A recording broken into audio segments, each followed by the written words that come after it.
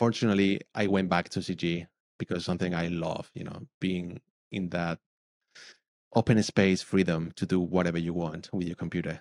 That's massive. That massive freedom I always love and always wanted to do. And I came back after 2 years. You know what? I'm gonna keep trying. Because I love it.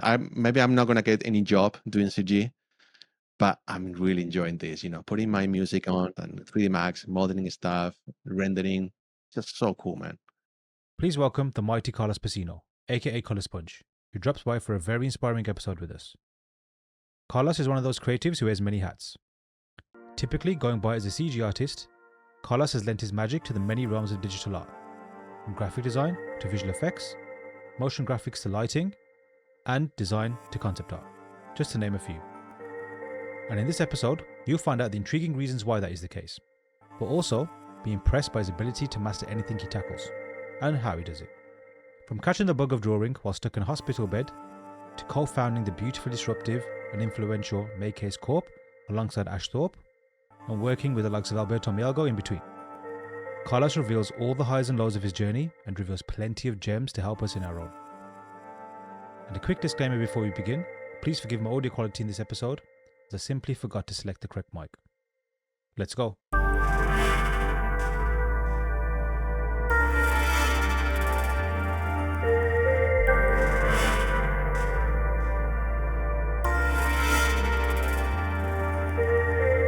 Cool. Hey everyone, welcome back to the Lens Square Podcast. I'm delighted to welcome an amazing guest today, Carlos Pecino. Welcome. Thank you, man. My pleasure. Cool. So Carlos, before we get to all the good stuff, I would love it if you could give everyone a quick introduction as to who you are. Cool. Well, my name is Carlos Pecino, aka Colorsponge. If you can find me on the internet, Colorsponge is there. I'm a CG artist working in the industry for 15 years. So I've been all over the place. It's really hard to put a label on my career because I've been, from graphic design, motion grapher, VFX artist, CG artist, model texture lighting, and concept artist too. So it's really hard to me to put me a label. I'm really struggling with that definition. So, but I can say, I'm a CG artist. We can call it like that.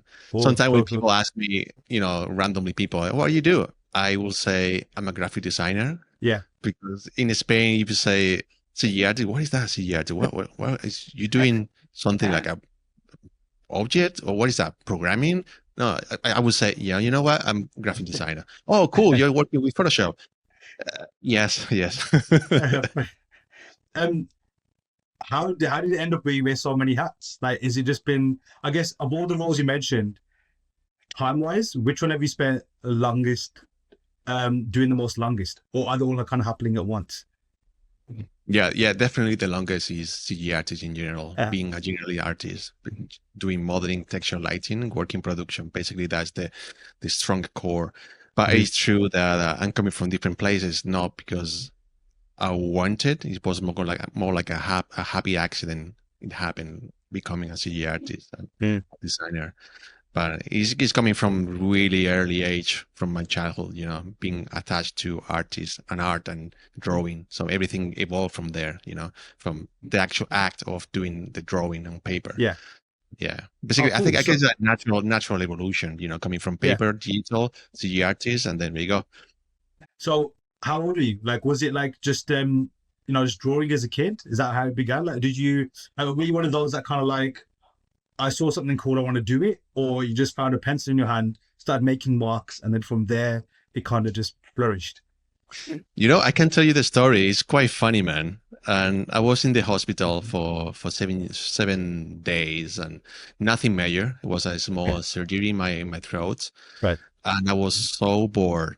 I'm in the hospital in the 90s. I'm 41 years old, man. So you can imagine 90s in Spain, the hospital, it's just nothing, just a TV, nothing on the TV, really just advertising over and over. I was so bored. I was, I think it was 5 years old.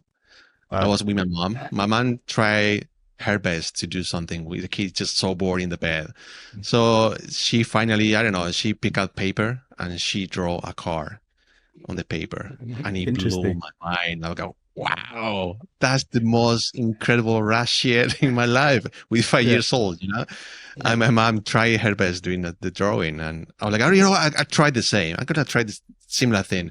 And I fail dramatically. I get so frustrated to see my drawing sucks. It wasn't not even close to my mom's. Oh man, that hit me. Like, all right, I'm going to try it again and again and again. So I spent the next 3, 4 days in the hospital drawing cars, trying to match my mom's drawing. So that's basically how it happened. Just that was my introduction to art and paper and drawing. Wow. That's poetic as well, considering that it was a car. That is the first Yeah. thing. And it's like my introduction to yourself was the kind of cars that you've been doing online as well. So I guess we can get to how that happened soon as well. But that's cool, man. So it's just like the introduction of just drawing. And was it more like I need to emulate, I need to achieve that level? Or was it more like enjoying just mark making? Because I've realized like with different people, it's a different thing. Like some just got attracted to the art of like, I'm going to master this. And then someone just like, okay, this is my way of communicating. And I'm just going to scribble until I reach that thing. And then I want to move on. That's a really good question, man. I guess back then I didn't realize what happened there. So, or what I can say is just memories, really blurry memories of what I felt back then. I will say it's a pure competition. The in the good way, competition of damn, I want to achieve that. I want to master that side view drawing card for my mom because some reason, I guess, it's not because the actor doing it. I don't remember anything like it was so cool doing it. It was basically the achievement of doing that result, getting that result. I guess something like a really core in human nature. I guess you know the fact of adapting and being integrated to something major than you. And to me, that was the journey of be part of something. I guess be part of my mom's. I guess just I can do the same. I can do similar thing. But yeah, I think I don't recall any pleasure doing it. To me, it was more like a achievement. Yeah. Which is something funny nowadays. Is not about the goal. To me, it's the journey, doing it. But it's so funny to see the journey. That's a good question, man. That's cool. I didn't realize about that. That is like, I didn't realize there was more into that kind of stuff too. Like me growing up, I think when my mom describes it, it was a similar kind of thing. It was more like that's the only thing that kept me quiet. Like, again, I'm 3 years younger than you, so very much grew up in the 90s. As you know, I know it was like in your region, but we had, I think this is before cable and that kind of stuff, like 3 channels or 4 channels. And anything that was for kids is only like probably an hour in the morning. And then on the weekends, again in the mornings, and that's it. None of this on-demand stuff.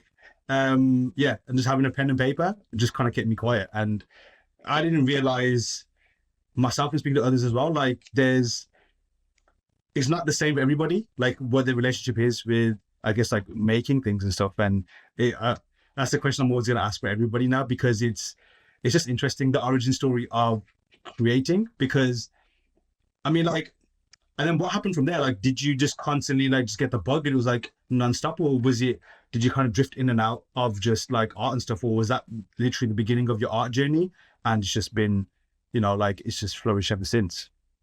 Man, I had a blast. I couldn't stop doing it until now. It's just, I don't know. Always I say that I'm so lucky because that thing happened to me, and it was part of my extension of my personality, and the keep drawing. And just basically that, just doing it over and over and over again. Kind of a weird obsession there. I try to achieve certain look with what I have in my mind, what I want to achieve. I want that. At the same time, I'm so glad there is no internet out there. So, back then in the 90s, it was just me, my room, my peeps around. So that was the limit. That was the sky, right? Yeah. So it was kind of funny putting on my own rules and my own limits, drawing. I want to achieve that. All right, let's try it. And it gets frustrated over and over. At the same time, I guess that's part of the journey of understanding myself, why I'm getting frustrated. So that frustration and evolve through years and become something more like a patient and working over and over. and become part of the nature of a frustration. That means drawing. Okay, cool. I can deal with that. It's not really a massive issue for me, getting that frustration, not achieving what I want to. Yeah. So obviously, as a kid, I was getting mad, just throwing the paper. It doesn't work. Cheers. And then an hour later, going back and this time I'm doing it. And then getting mad again and just getting so frustrated and mad. So yeah. Do you still have that energy now? Obviously, I'm sure it's matured. I'm sure it's more controlled. You don't look like you've thrown things in the background. I think but is that energy still there? I stopped killing people around now. Okay, fair enough. So, I still having that frustration. Obviously, it's part of the feel for me. The frustration of it doesn't click. Why? But it's true. Getting the mature of understanding myself, knowing the process. I know myself enough to don't going crazy. Stop killing people. But it's true. It's still there, and I guess it will be there forever.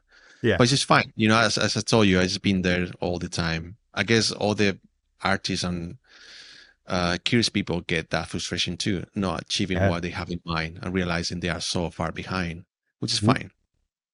I mean, I don't know. I mean, I guess some people, the frustration, I think anyone who's a creative and an artist, I think it is I think the way you describe it is quite good. It's almost a consequence of trying to resolve frustration, as opposed to, but even though that act brings frustration, you're trying to resolve that. It's almost, I don't know what kind of, function it is. And I'm sure every creative can relate to that frustration of not getting that either look or that thing you wanted to do. But I'm also sure it manifests differently in people. Some can keep, it's quite let's call it a noise level. For some people it's quite a low hum. For others it's crashing metal all around their heads kind of thing. When did you realize it was a thing? Because obviously when you're young, everything's primal, you don't know what's happening, you just exist and you just do. But when did you realize that, I have this thing which is called frustration and I need to kind of either tame it or manage it? I think that's a really good question. I don't think I never had this awareness of what is frustration. That was basically part of me. You kind of put labels on barriers. All right, this part of the day, what I had, it was frustration. You just go through to it and deal with that, whatever it is. So until I get mature enough, getting myself know enough, I realized, that was frustration, that was anger, and that was patience, that was tenacity. So I can put just labels, so I can recognize myself. But I never had this awareness enough to determine, all right, that was frustration, it's fine. Now you can do to the next stage, which can be chill, to relax, and coming back again. So I never had that. So to me, that relationship with drawing and art is been part of that journey, continuous learning about myself, which is super intriguing, but always coming back to doing it again and again and again. For some reason, some people call it a goal, some people call it the inner call of yourself, your purpose. I don't know what it is. I think I'm gonna lack of vocabulary here to try to describe what it is, right? What is the call of what is the thing is push you to do it. What I know now, I can see I'm really lucky to have that. It has so much power coming through me to do it and again and again. I don't know what it is, the obsession doing it again. I guess to me, I'm just lucky to have that. Otherwise, I don't know what it could be my life without that power. Have you ever had that thought of what I'd be doing? Or I guess what's happened for some people as well is there's always been another competing thing they kind of had to choose between, whether it was a creative pursuit or maybe it was something else. Did you have anything like that?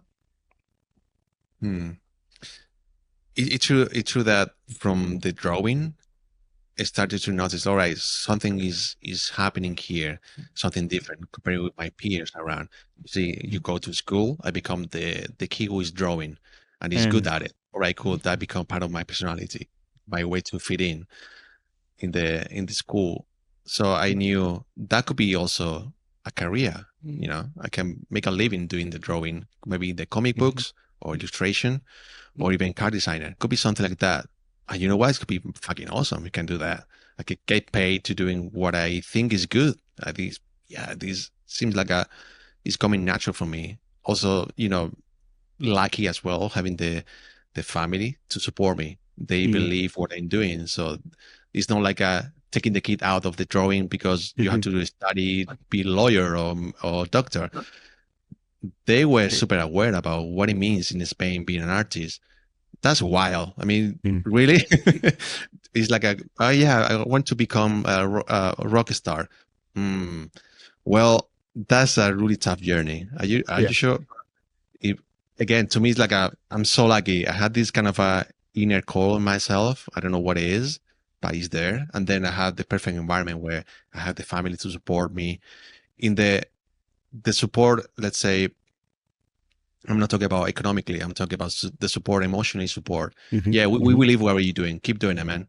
Yeah, you feel it, doing it.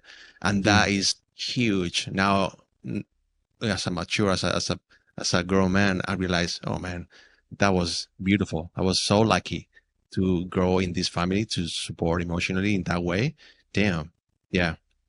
No, that's powerful, man. And I think I'd love to learn a little bit more about that, like, because there's definitely like, I guess it gives us some kind of foundation, and we're like an invisible security blanket, knowing that I'm getting backed. Like, it's not a case of like, because I had like a bit of a hybrid situation. Like, my family more like, you do your thing, but then there was always that constant talk of like, I think it's more like my culture and stuff with like, but have something that's secure, have something that's like viable, as opposed to that kind of stuff. And it's like, that sometimes led to doubts, or like, should I be doing this? Is it the right thing? Maybe I should go the safer route. Did you have that conflict as well? Or did that give you that confidence of like, okay, everyone's backing me, I know this is my calling, and you just went full on? Yeah, of course I had some doubts, because here in Spain we don't have any. Back then in the 90s, there wasn't really a clear path what to do with the drawing, Illustrator and all that. It's kind of fuzzy, digital starts to show up, and it didn't help. I'll give you some background story about myself and the way I introduced to art and all that. And I was already in the school with 16 years old, and I was studying art. I was really good at it, getting A's in all the art school. It was awesome. But then the last year of school, I had the important conversation with my mentor, the professor, a really old man, really serious. And we had the conversation. And he told me, "Hey, Carlos, what do you want to do in life?" And I was naive and also honest. And I told him, I want to be a car designer. And he was smiling a little bit and say, "That's cool. That's great. But you know what? A car designer is really tricky. It requires a lot of effort, really deep understanding of math and physics. Maybe you can do something else. Maybe you can work with your father as a carpenter, or I don't know. Maybe think about something different, but definitely not car designer." Oh man, you know what? In that moment, I was relieved. I was like, oh, all right, cool, amazing. This mentor figure, professor, helped me to avoid that path of frustration and failure in my career. So now I can focus on something else. I can put my effort in something like it's gonna be good for me. No car designer. If I try to pursue the car designer roads, are gonna be a massive failure. I don't want to fail. I don't want to get down to my family. I don't want to people invest on me, believe in me in something I'm not good at it. So I'm gonna trust this teacher, professor, mentor. And so that was basically the main obstacle to me. That hit me so hard, because this professor know me. He really know what is going on. So I respect that. And I was like, yeah, cool. All right, I can do something else. What about graphic design? I'm in love with computers, and I do, illustration. I know, right, car design is too complicated, but graphic design, I can do that. Please don't get me wrong. I have a massive faith for graphic designer, and I truly believe is huge and it's so hard, because I did it and I know how complex and how difficult it is. So it's a totally different mindset and skill set to be a graphic designer. But yeah, definitely a challenge around through my career has been always there, always. The environment is not going to tell you, man, you're fucking amazing, keep doing it. Yeah. Well, sometimes it doesn't, No, it's true. Very true. How old are you then when you had that conversation with the professor? 16 years old. Yeah. 16. Yeah, Wow. really important conversation. Wow. No, that's fair enough, man. And if you were to go back at 16 and have a conversation with Professor Carlos now to your younger self, what would you say? Would you say the same thing, or would you let that same conversation happen, or would you advise yourself differently? I will take it. I will do it again. Exactly Sick. the same thing. Sick. I learn a lot, man. Please, I think I'm not really mad of this professor. He tried his best, and on my point of view, I would never dare to tell anyone what to do in life, or what is good at it or what is bad at it. I try my best, but I'm never gonna be that harsh and dramatic to tell you what to do because you blah blah blah. I would never dare to do that. So, but again, I will take it again. I don't think being car designer, a CGI artist, graphic designer, anything you want to do in life is gonna change who you are. I don't think myself. I'm not a CGI artist as a person. I'm a person. Then I'm doing CGI artist. Yes. So this professor could say, yeah, you can do it or you cannot. I'm gonna still be Carlos doing whatever I'm doing. So I'm not really worried or what happened or regretting or I will do something different. I take it. I take it all day long. That was a different journey, my journey, and I learned the lesson. What to do with this kind of people? How I'm gonna deal with this kind of a reaction or anything like that. It's part of the journey, man. And straight after that, so at 16, is that when do you have like a college or something, or was it straight to uni, or what was your path then like in terms of what was your mindset? Like, I need to get educated or I need to get a job. What was your I guess goal at the time?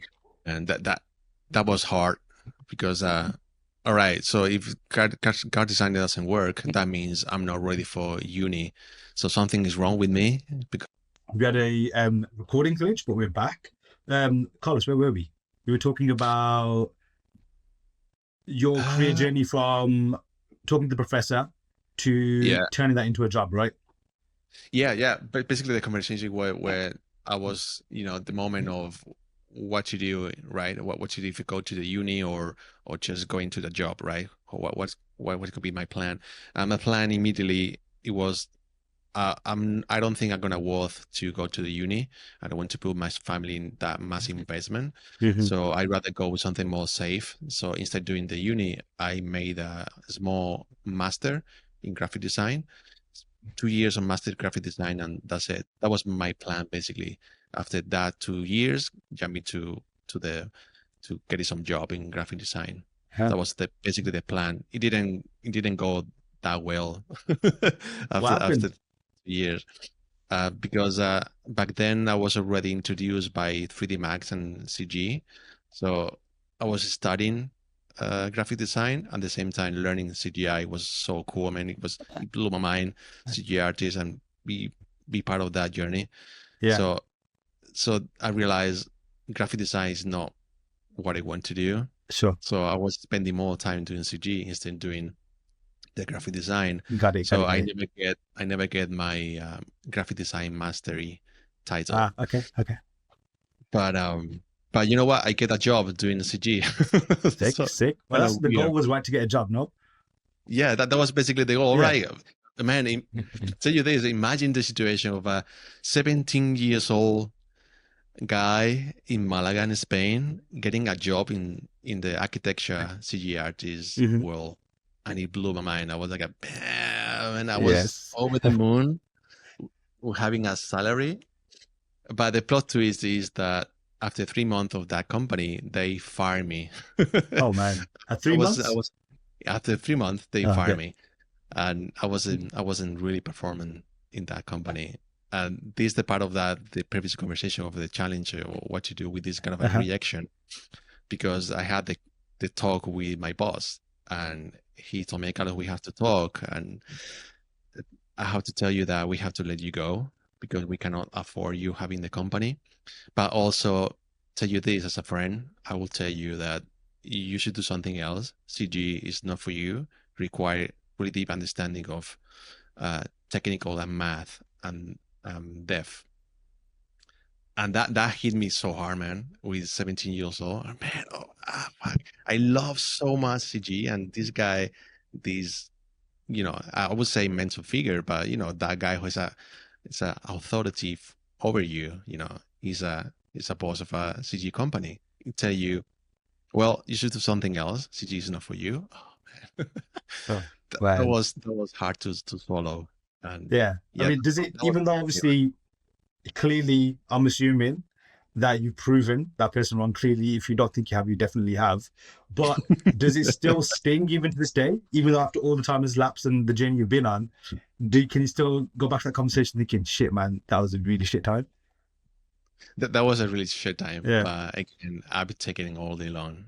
That was part of the journey. I need Of course. to help Yes. through that pain. Yeah. And I realize who I am and what to do with that pain. And I put my head down, and after whoop and cry so hard about my dream coming down to nothing, spending the next few years working in different places, working with my mom as a bartender, working as a computer with my father, doing weird shit like becoming a pro gamer in the 90s, which is basically massive nerd playing Counter-Strike in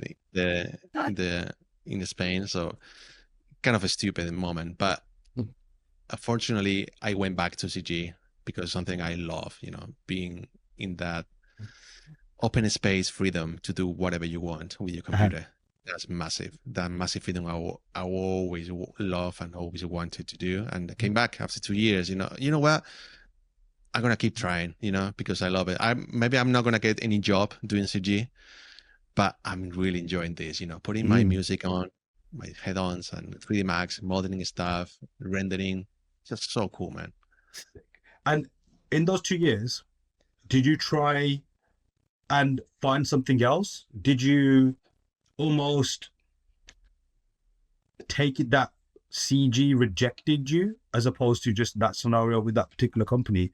Did you try and do something else? Or did you try and like leave your passion, or was that always still burning in there? And were you still practicing your CG and your own time in that 2 years as well? Yeah, definitely I try different stuff. I don't even remember, but I was also really good at sport, playing tennis too. So I thought maybe it could be that. It could be, playing tennis as a professional. But I realized it was even worse. Think about the family investment. To be a pro tennis player, you need a massive backup to be able to play high level. Yes. So I realized, sport is not my thing. In every single category of sport, you have you need something really huge to back you up that journey. But yeah, as a computer could be an option. My father is a high professional computer, so that could be an easy lead professional career. Or in Spain, in actual South Spain is Malaga, we have a massive infrastructure for tourism. So you can be a bartender, a chef, or whatever. Is there. The opportunity is always there. I try both of them, and I hate it. I hate it working with wood and as a computer. Didn't enjoy at all. I mean, you feel you fit in, right? You're doing a good job, doing as a bartender or a computer. But I hated doing it. You feel good because you earn your own money. You feel mature. You're doing the thing. You're doing the job. Cool, amazing. But you don't feel. I didn't feel what I'm doing. And were you trying to enjoy it? Like, so even though your gut was telling you this isn't for me, were you trying to almost power through it, so to speak? No. I just basically going through hell, and I knew it wasn't for me. Yeah. But at the same time, the other option is just basically failure as a CG artist or illustration. It just doesn't make any sense. So there you go. Just take it on the chin, take it out, That's it. That's your card you have to play. You have to be carpenter or bartender. That's it. Yeah. And what made you decide, like, what was your pathway then? What was your strategy? Did you think that, okay, I'm just going to go back and level up and see what happens? Or did you kind of like, did you have almost like a way in? You kind of had a path laid out for you? Good question, man. I didn't have any plan. My plan basically was take it and keep doing it, working with my father or my mom. At the same time, invest all the time I have doing the CG stuff, right? Learning as much as I can. Yeah. Maybe in the long run, I'm going to be able to work in the industry again, possibly. I don't know. But at least I'm going to try. I tried so hard for the next 2 summers, just learning CGI, 3D Max. Back then, I was already working with internet, plenty of tutorials there. Talk about in 2000s, 20 years ago. So it was the early age of internet or massive community there. Plenty of tutorials, plenty of new technology, V-Ray, GI thing, beautiful renders, and yeah, man, it was exciting time. So yeah, I tried to keep up with all the peeps around. I realized, damn, it's a world there. I know in Spain there's not massive industry for production, but it was a massive for architecture, visualization, business. It was huge in Spain.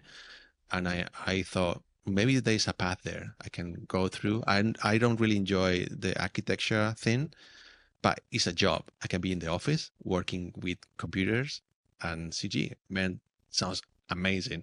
And it happened, man. It's happened after 2 years investing in the summers and hours and apply for a job, and I get hired with a small company in Valencia. Yeah, Hey. it blew my. I was already 23 years old. Man, 23 years old, having a job as a CG artist. I was again over the moon, but this moment it was different. This moment I was like, all right, this is the second chance I have to be a CG artist. I better just keep up, working really hard. And I worked my ass, man. Sorry, excuse me. What did you do differently this time? Like, did you obviously? I guess like it's always like a mentality thing, right? Like, it's almost like a rhetorical thing. Like you just say it's going to be different this time, but you don't know exactly what needs to be different. I guess it's more like an approach to things, a mindset to things. Or did you kind of know that I know what maybe went wrong or didn't go right for me last time, and I'm gonna overcompensate or excel on that? What was it like? Yeah, definitely a mindset shift there. To me was take it really seriously and be humble. I didn't tell you that back then I was, let's say, a little bit cocky, Any Chinese is normal, man. Yeah, and I was already a teen, so like over the moon, just having a job. So yeah, I didn't appreciate that much. What it means working as a in the office, working with different people. And I guess I wasn't really honest what I was doing. I wasn't really aware of what is going on outside of my skin. So I was just pretending, being cool. So I learned about that lesson massively. All right, they fire me for a reason. I mean, obviously we can debate about this boss telling me what should I do, what I shouldn't, but he fired me for a reason, and I was bad at it. You can call it. Maybe I wasn't really responsible for what I've been doing. I wasn't good enough. Fair enough. Yes, of course I get fired, obviously. So I was aware. Damn, I need to keep up. I don't know everything.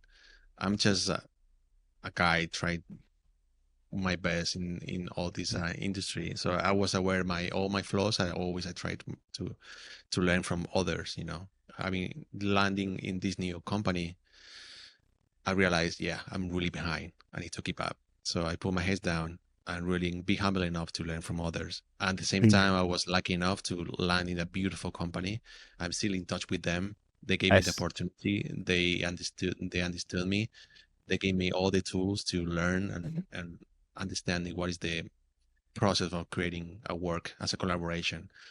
And it was amazing. I'm still, talking with my old boss, my old peeps there. I consider family for me. They gave me the opportunity. I worked with them for 5 years and learning a lot, It's just from the base level, as a new kid in the town. So yeah.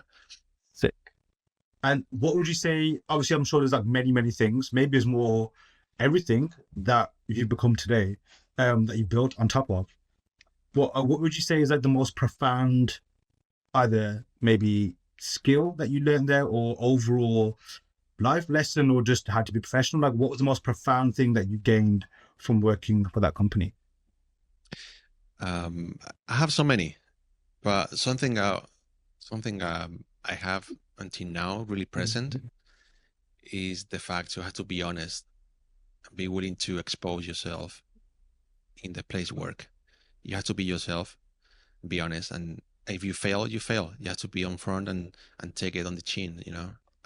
People will know sooner or later who you are Yeah. because you are working in the workplace for 8 hours every single day for years. So better be honest and show you your best and try to your best to keep up with your own bad behavior and be your best version. Be yourself, but your best version. And still with that, in every single place I go, I try be good in communication, be open, and be myself. Yeah. With that, you have a lot already in that really good place. When I see some peeps going in that weird stage where they don't show up or they behave weird or they lie, or I feel like, all right, cool. I see that happening, and hopefully I'm not doing that, because that's what my dark period of time I was, let's say, maybe protecting or try to protect myself and be obscure and not talking that much, or being protective of who I was. But as you get older and get mature, you realize who you are and you can be open. You can expose yourself. It's fine. People will get it. If they don't, it's fine. It's not your thing. But Oh, yeah. mate, that topic there is so profound. And I think like the best way to explain it to people that maybe think about what does that even mean? So if you know kind of thing, like once you experience it and either come out of it and acknowledge it, you kind of get it. But same to myself, like looking back at certain life experiences and certain situations, very similar to yourself, where you're thinking, if I just done this differently, that would have gone better, or I would not got fired, or whatever else, X, Y, and Z. That thing that you mentioned, like, oh, why was I so like not open about things, or secure about things, or insecure, whatever it is? And it's like, you look with enough distance, you think there was no, obviously at that time you think, no, this is the most important thing, I have to protect you, I have to hide you, whatever. Then you realize within time thinking that was just so not necessary. But I guess it's like, it's one of those things you cannot get that upgrade, so to speak, until you go through it, right? Like you have to have these kind of like stumbles and all that kind of stuff. So yeah, no, it's like, I guess with people who's listening, just pay attention to those kind of little things. Keep an eye on yourself. Don't need to make drastic actions, but have a constant evaluation and stuff, I guess, so to speak. Yeah, be humble enough to say, yeah, you know what? I fucked it up here. Yeah. It's fine. I mean, we are not perfect. I'm not perfect. I fucked it up every single day. So, but when that happened, people is also willing to give you a chance. We are lucky enough to be surrounded with good people, and I consider myself the luckiest guy in the world, just being always in the right place with the right people. I say, at least how I see my journey. I'm being Nice. always surrounded by incredible people, super talented and super nice people. Nice. So yeah, it's great. When did you realize that people and the team that you're with and the people that you're around is a very important, I guess, force, so to speak? Like, was you always aware of that? No, I wasn't aware. I was so immersed in myself. I wasn't able to read the room, Right. It just only through the years I realized, oh damn, now I see it. Damn, I was lucky. So yeah, I wasn't aware at all. I don't think I'm aware now. So yeah, I'm trying really keep myself really in control and trying to read the room and try to see other people, listen to people, what they say, the way they talk. I mean, I'm really taking this really serious about that communication skill. I know I'm really lacking of that one, but my empathy is always on top when working with people. I need to know, all right, what is your mind? Well, how we can collaborate to each other, how we can do this, make it work. So yeah. Why would you say empathy is the most prominent thing for you? Is that something that you feel like it's one of the most valuable skills to have, or is it just your personality trait? No, I don't think it's the most valuable trait. Uh-huh. I consider, to me, that is really important for myself. For myself, I think it's really important that the way I value things, and I love when I can understand people. I love when that communications happen. I can see other people's mind. I can understand, and to me is really important. I mean, through the years, to me, the type of work I'm doing is not the most important. Is who is behind on the other side of the room, who is I'm working with. To me, that is the most important thing. Right. I'd rather go with working with the same people or the people I love, regardless of what is going to be the output, Sick. Back to the, I guess, the CGI journey. At this point in time, you mentioned obviously you was looking at like tutorials and stuff. Was you more or less in like a self-teaching kind of phase, like just kind of like filling in the gaps of knowledge with tutorials and more experimentation? What was your, I guess, how were you leveling up at that point in time? It's funny, man, because I'm chaotic in that regard.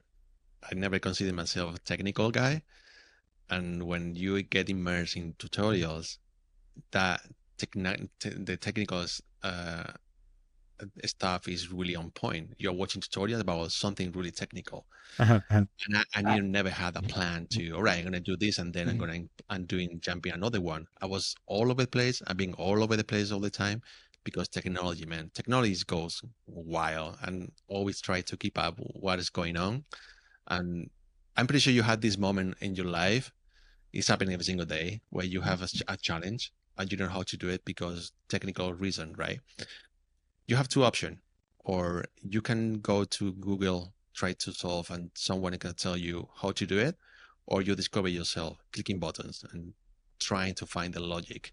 Either way, you're going to spend time. So now the trick is what option is going to be going and spending time and search the right answer, or try yourself and, willing to dive in something you don't know.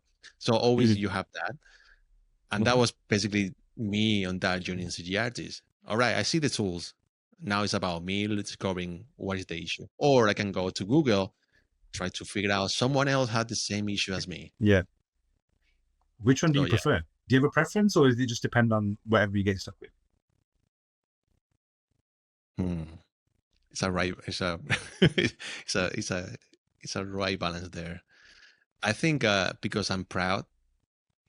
I'm really proud guy. I like to discover myself. Yeah. I don't like when someone told me A to B. All right. I'm so stupid. I didn't see that. But I feel better when I realize myself. I feel, all right, I accomplished something. I realize how that works. Awesome. But then when I cross that barrier of a frustration, all right, give up. I'm going to just Google. Please tell me how to do that.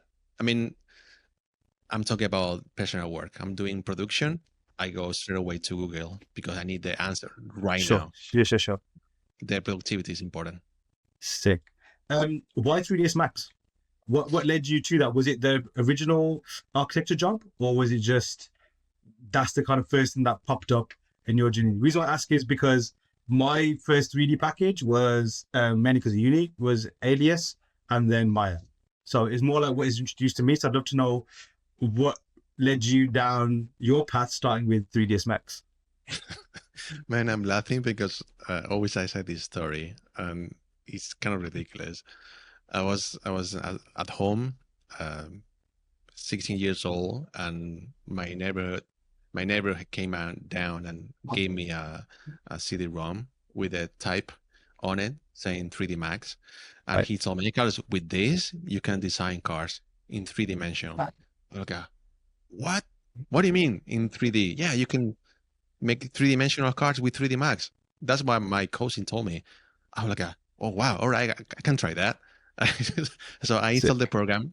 It's a pirate version, 3D Max R3. And here we go. That was my beginning of the journey of 3D Max. And never stop using 3D Max. Yeah. And that's what you still use today? Is that your main go-to? Nice. Yeah, still do nice. I mean, I'm using also on different tools like Maya or Cinema 4D or Houdini. But 3D Max 3D Max get wired in my brain deeply, you know. Oh, So mate. The amount of things that I've introduced from my cousins as well, like software wise, similar story, but that was music production. But it's a different conversation because with this, you can make it on beats. My eyes lit up kind of thing, well, but it was my cousin too, and he was also pirating software as well. So, that era of piration, it was a good era, I think. Not like today, but back then it was good. And then like at that company, you said you were there for 5 years. What made you leave? Was it like a career progression, or what was your creative journey like at the time? Like, were you doing wild magical stuff in 3ds Max? Were you like going beyond, I guess, what the job needed? yeah, man. Again, coming back to the inner call I have, this kind of a purpose. And I was for 5 years working in that company. I was, just over the moon, having a really secure job doing CGI.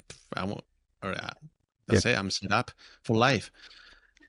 But then I realized I was every single weekend, all the spare time I have after work, I'm still doing 3D Max and messing around with renders and motion graphic, mixing all together, playing with music and combining them, making CG videos with music, and then messing around with cars and doing kind of a pretending I want to do sort of a CGI car campaign for advertising, practicing myself for no purpose. I was already on track doing CGI in architecture. I was doing really good.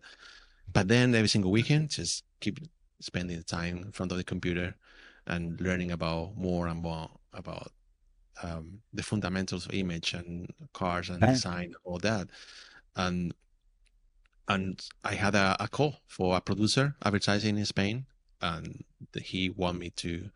He was curious about all the portfolio I was publishing already in internet. I have my own Behance account where I was publishing all my tests as I renders with cars and product. And this guy was curious about me. Oh man, how you do stuff? What are you doing in your life? Are you doing working commercially with advertising, or what you do? What is all this crap? And we started there. And from that moment, I knew I need to step out of the architecture company and do something more towards to advertising, because it seems like this guy was really keen to give me some job, as a freelance. So that was a really hard decision for me, leaving that beautiful family company and entering the world of that journey of freelancing in Spain as a CG artist, advertising shit, And what made you not want to stay? Like, why wasn't there, I guess, the security blanket of being at that company? Why wasn't that secure enough? What made you make the jump?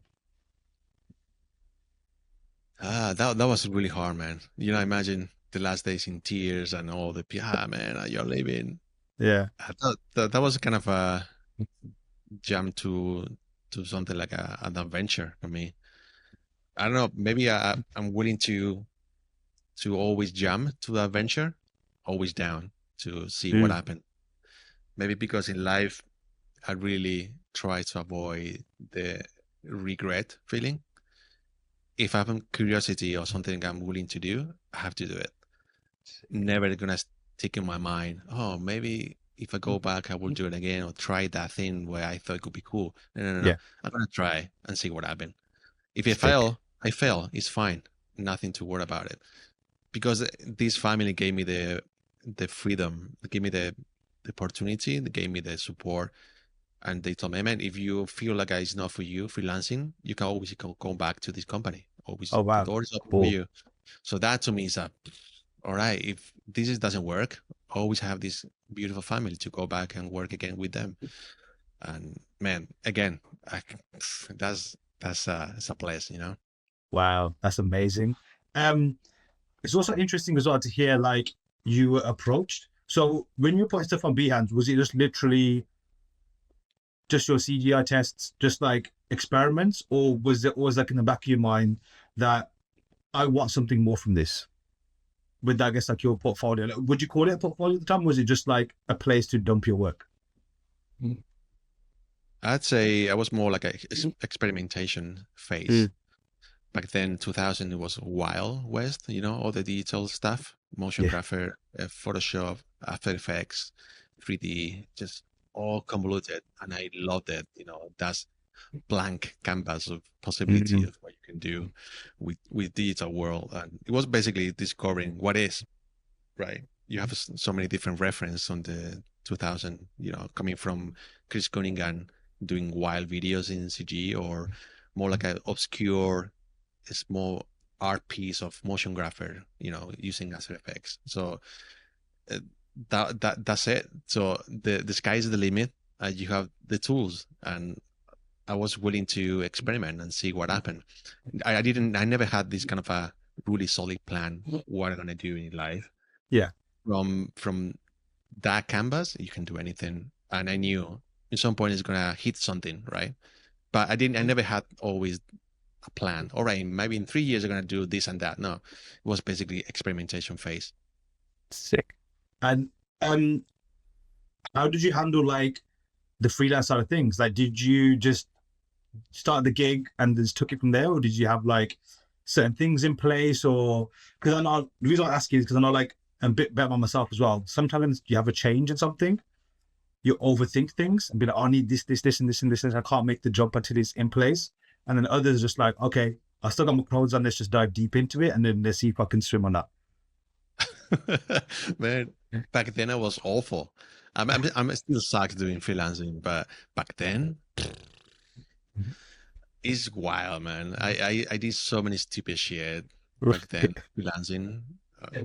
Man, and yeah, I didn't never had a plan or any establishing rules to make freelancing. I never followed. I never had a mentor figure to discovering what is freelancing, what it means being a freelance. And I was basically jumping to the darkness and see what happened.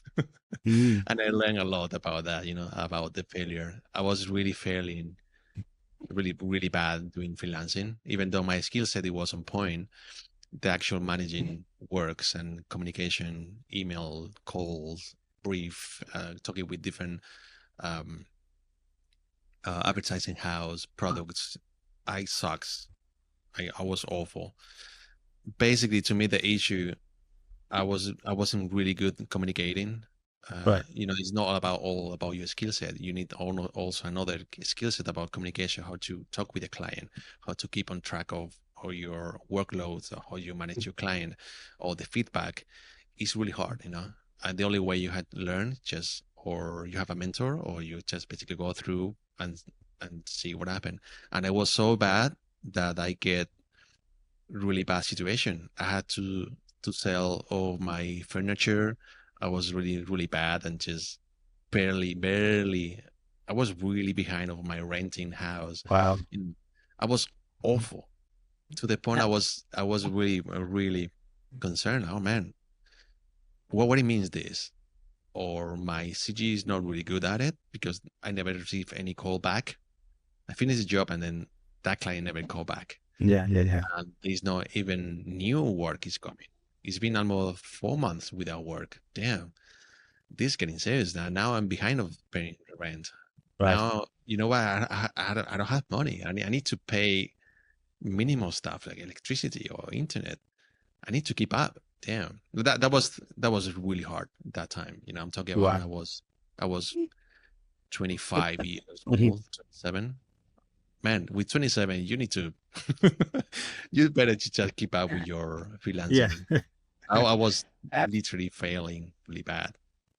And was it a similar kind of pattern again? Like, did you kind of like just organically, slowly figure it out, slowly kind of like, I guess, make up those shortcomings that maybe you had on your end? Or did you kind of identify what it exactly was? What was it, would you say, that kind of made you get into that situation? Was it like purely only focusing on your craft and not the other side of things? Or is it more like a personality trait? I think it could be so many different reasons. Right. And every single reason has a percentage. I will say my main issue, it was personality wise. I don't think I was ready to creating connection with clients. I wasn't ready.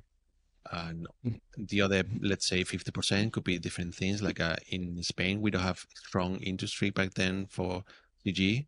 People weren't valuating CG as it should be. All the clients think CG is like a Photoshop. You can do it quickly. Right. CG is really complex. Has to be, really well managed. If you fail managing CG, you go really bad on the budget. Spending time and hours doing the wrong decision. Because and also at the same time, I don't think it was really an industry for CG plays back then. In advertising, it was really hard, like a wild wells. People guessing what it is. It's a Photoshop. It's a thing. Well, what the hell? And that was me just discovering out there what is going on. And yeah, as you can see, I was really bad at. I think I'm not really good at it. I'm still having my own issues personality wise for communicating and having clients. I'm getting better at it, but back then I wasn't aware. What is the issue? Why are they not calling back? What's going on? So I didn't know what is going on. So it was basically going. It's interesting you mentioned the communication side of freelance. That's one thing it's not that I don't enjoy it or I enjoy it. It just still throws me off for like to this day. And I think it's more the remote thing.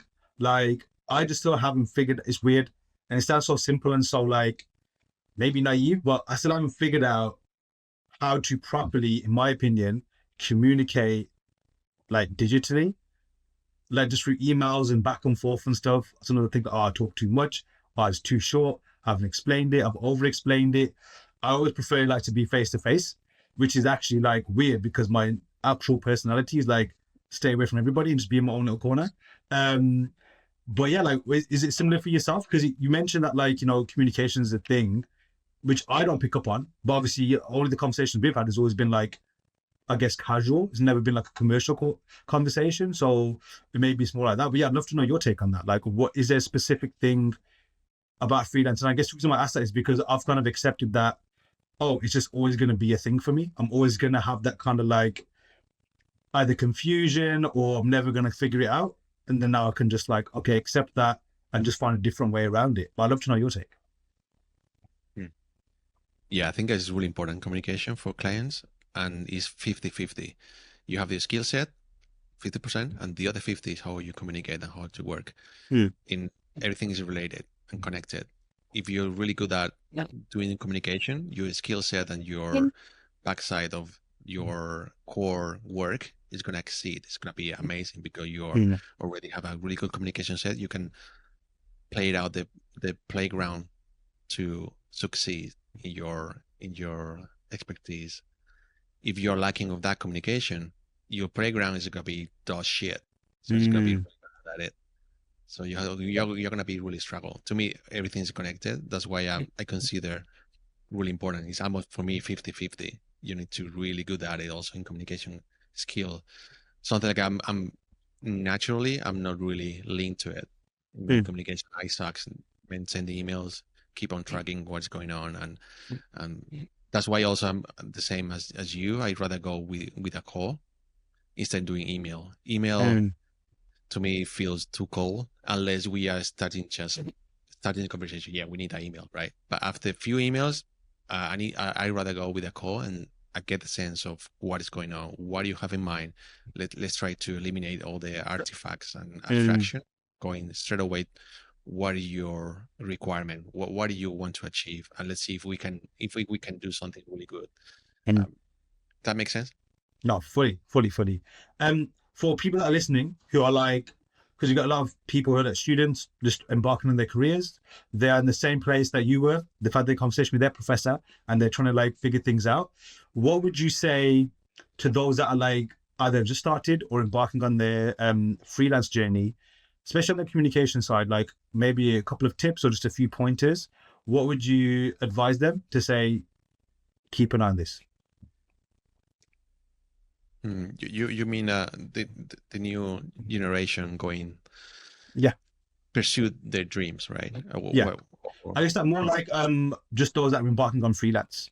So like any tips you'd offer to people starting out to do freelancing, like what would you advise them to either keep on top of?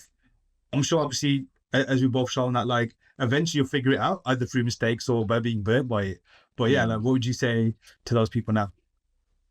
Some advice I get on my 16, 18s, I don't remember when. I'm talking like an old man now.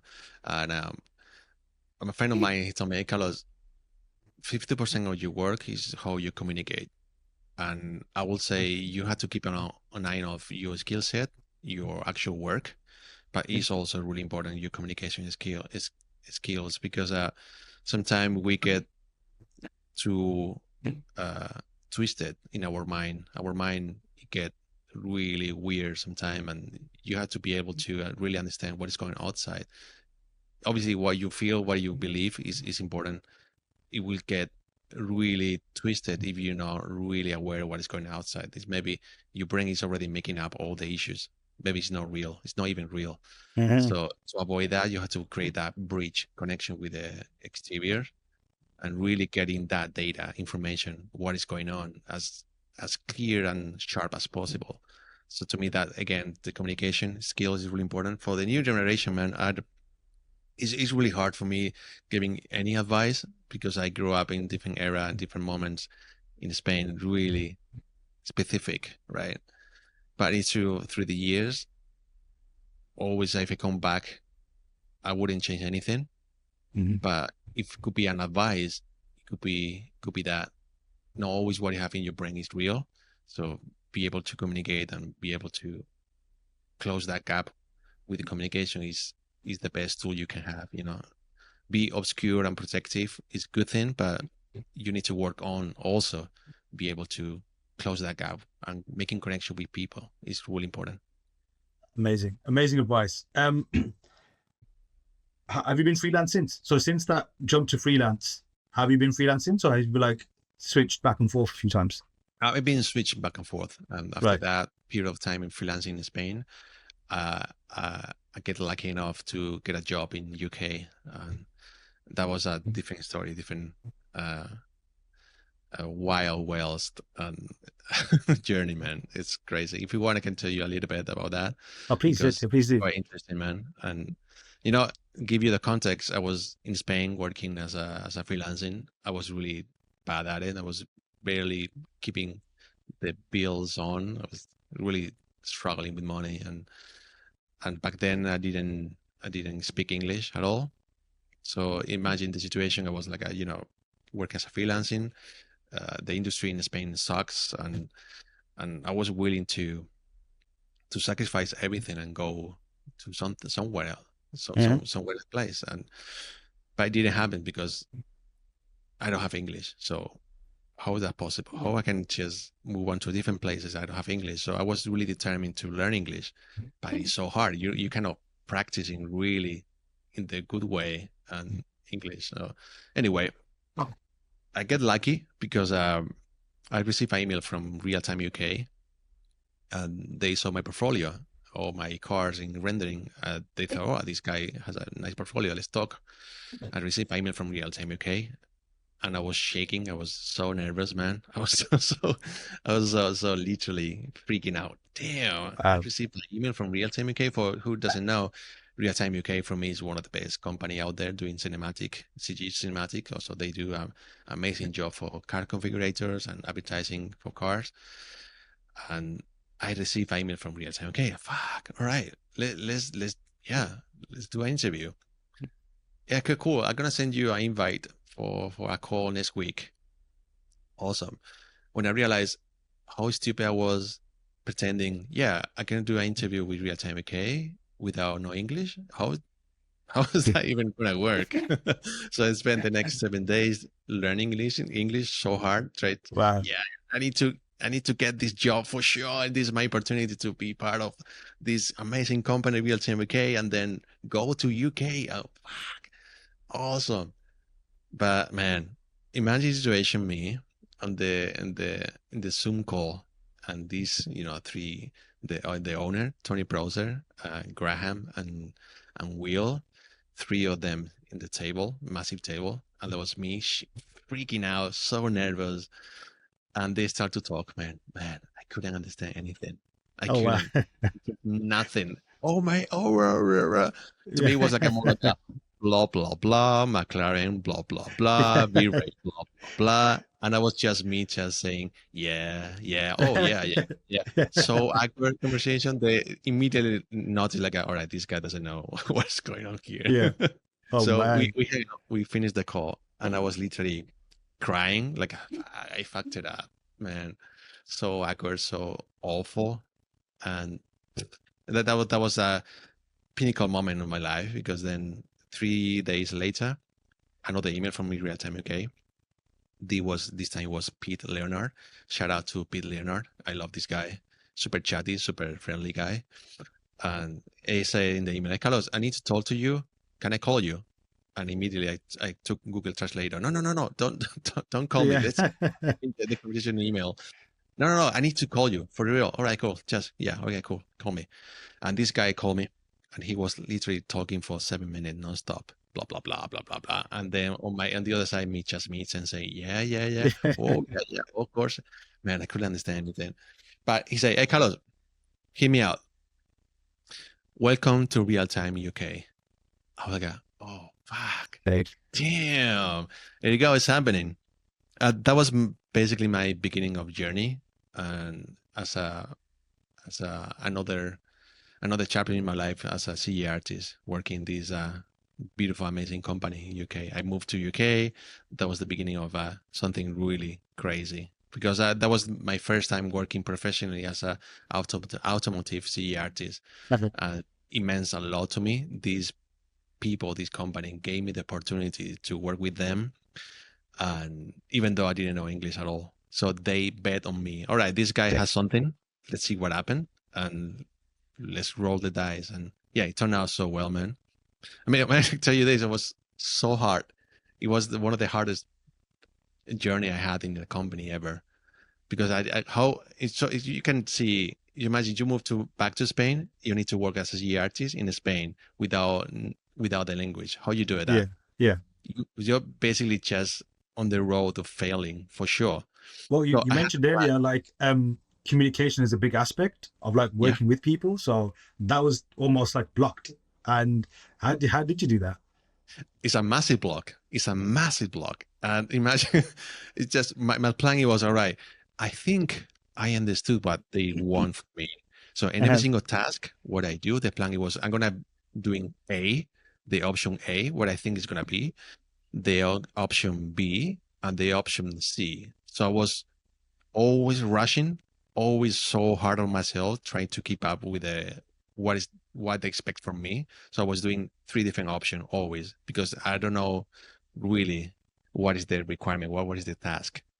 And that was basically 1 year working so hard, because in that moment your brain goes nuts, because one, you need to understand language. Second, you need to understand the workflow from them. You need to adapt. You need to mingle with people, and your brain is already burn out, just going 100,000 just nonstop, and then you have to work, you have to perform in your thing. Man, that was really hard. That was mad respect, man. I always have a lot of respect for anyone who does something way out of the comfort zone, and there's probably nothing more out of your comfort zone than a place where you can't effectively communicate how you want. Both ways. There's one thing where you can't express, but you kind of know what you're trying to say, but then from both parties, like, but you still made it work. Obviously English is amazing. And in terms of like how the points you express, I get them completely. How did your English develop? Like, did you take courses, or did you just organically being around people? Because there's always like 2 ways to learn it, right? Like you can study it, take all the lessons, and then you just be around in that environment, and you can also pick it up that way as well. I did it for myself, and Sick. basically I knew it would come eventually. The English is gonna show up at some point. The frustration part, it was someone told me, "Hey, Carl, you should be fine, because in 3 months you're gonna be able to talk English. No problem." It didn't happen to me. I was so frustrated. After 3 months, I got, shit, I can't stand these people talking. Damn, I cannot Yeah. communicate. I'm not myself. Yeah, it was so hard.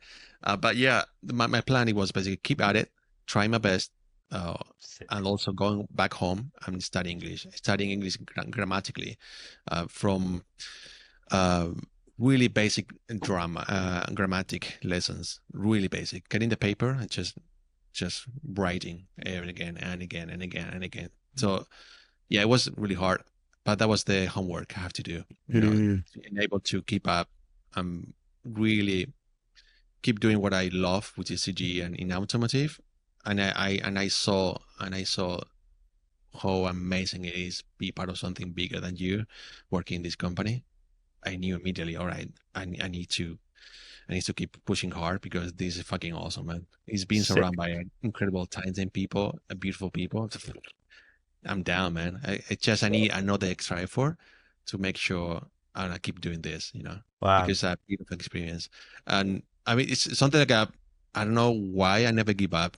I knew in some point, some way, it's gonna show up, Mhm. and it showed up in after 1 year, the latest 8 months, 9 months. I start to be myself in the company, working less because I wasn't doing directly what they want to me to do. Option B, yeah, let's go nail it. So I mean, Sick. obviously, always you have some room to improve, but that was the Mhm. point after 8 months. All right, now I start to click. I start to be close to myself. That's inspirational, man. That's sick. What was it like? Did you find any frustration from their end? By not Oh yeah, like lack of oh communication? yeah, Okay, so it wasn't just from your oh end, it was yeah, both. oh yeah. You can tell by the face. It's like a, all right. Carlos, all right, I'll send you the email. Yeah, all right, I'll send you the email to what to do. I can tell, man. Working workplace is not always fun and great. You have pressure, you Mm, have budget, you have timing, you have tasks to do, and if you don't deliver, that's a frustration for sure. mhm, And mhm. no matter how good you are, if you don't understand the task, everything falls apart. And yeah, it was a lot of frustration with their part, but they were amazing, man. They understood, Sick. they were so supportive, and yeah, I mean, that's shout out to probably them. the rawest form of collaboration you can get, right? Like it's two different languages, cultures, but the goal's the same. You made it work, and everyone kind of like eventually got there in the end. I'm sure, like, if the desire wasn't there on both parties or the energy wasn't there, then it would quickly fall apart as well. So I think like it's also a lot about the language of like creativity and maybe visualization as well. Like it's not like maths, right? Like you can speak any different languages, but if you can know that one common language, then you kind of can figure it out as well. Um, what was it like being in a different country? Was that the first time you ever like lived abroad? Living, no, I Yeah. was before in Copenhagen, Ah, okay. but truly jumping in that journey, going deep in the UK. That was, let's say, my first experience deeply be aware about the journey. That was the first time, I guess.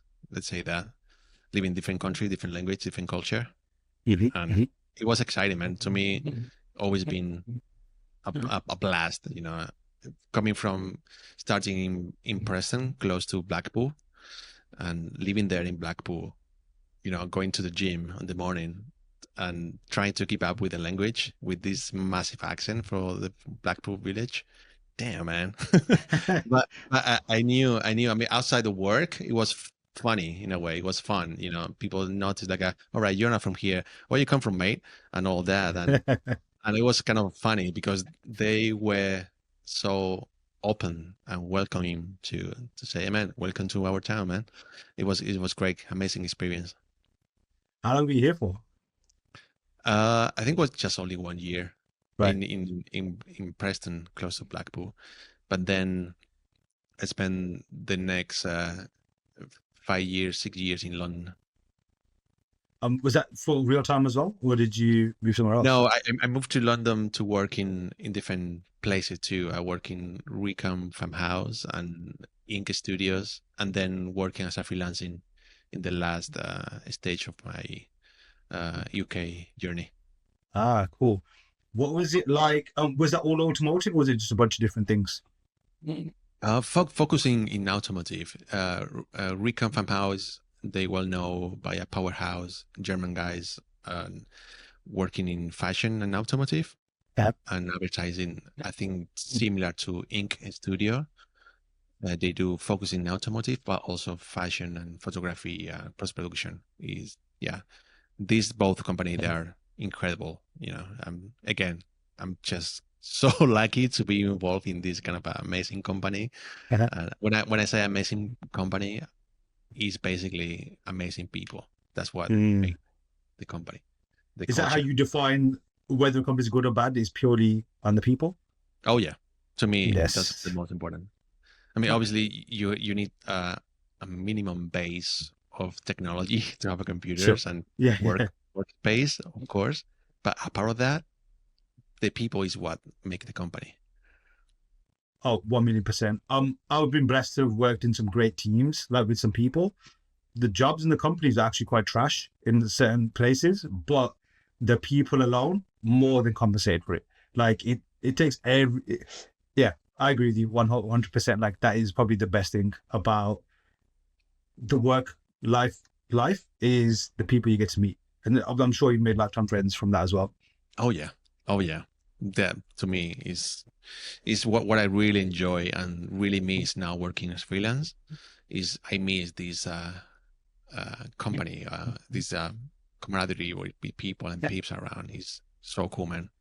Mm. Um, with from real time, I guess up until now, how was your growth as a CG artist? Now, what kind of things were you diving into? What kind of things were you developing or working on? Right now, And not from like when you went to real time, like from when you jumped from oh, Spain to there, how did your work level up? Or did it level uh, up? Was it the same? yeah, it Yeah. was totally different.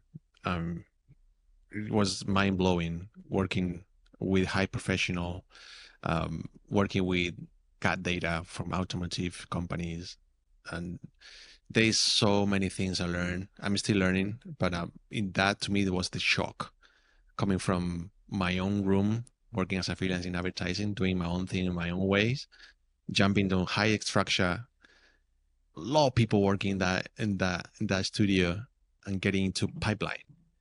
Damn, that was a shock. And I And learned a lot for so many different things, from the actual structure of how the pipeline works, how the hierarchy of different supervisor work, how the feedback, how the meetings, how the peeps working, how to integrate in that workload. Uh, Man, that was to me all right, this is how high professional works. yeah, yeah. That's huge. That's huge. And I wasn't lucky enough to work in this kind of a company in Spain. Yeah. Only I get the chance once I moved to UK and working with real time UK. So that was eye opening working with real time UK. Do you prefer working in that way, like with a pipeline and everyone having like I guess specific roles? Like I guess how would you define a professional pipeline? I guess I will define professional pipeline is when everything is determined and on paper. There's no wiggle room to step away from what I think is best.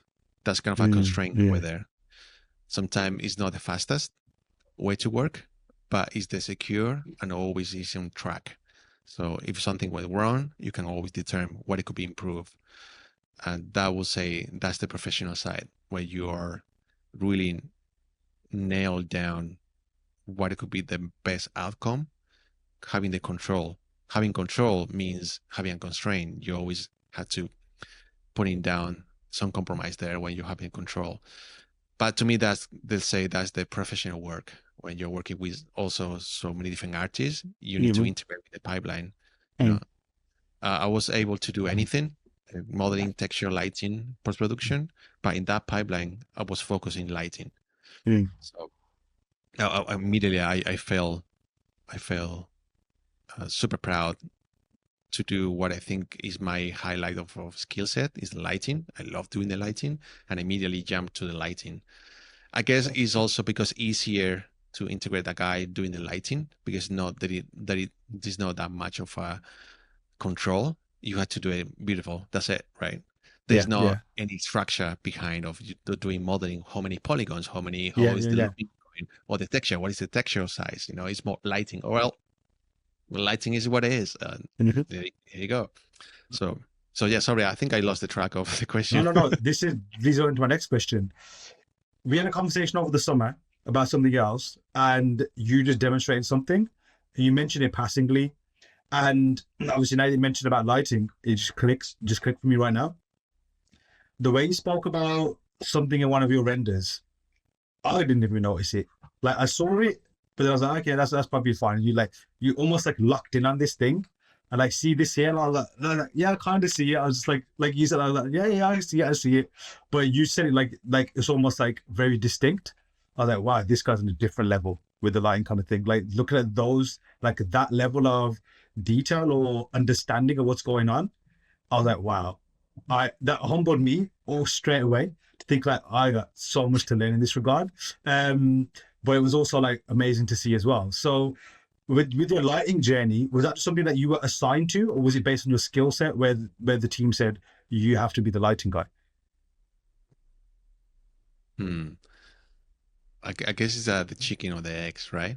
Um, when they see my work, usually the highlight is the how it looks. So that is coming down to lighting shaders. It's really connected there.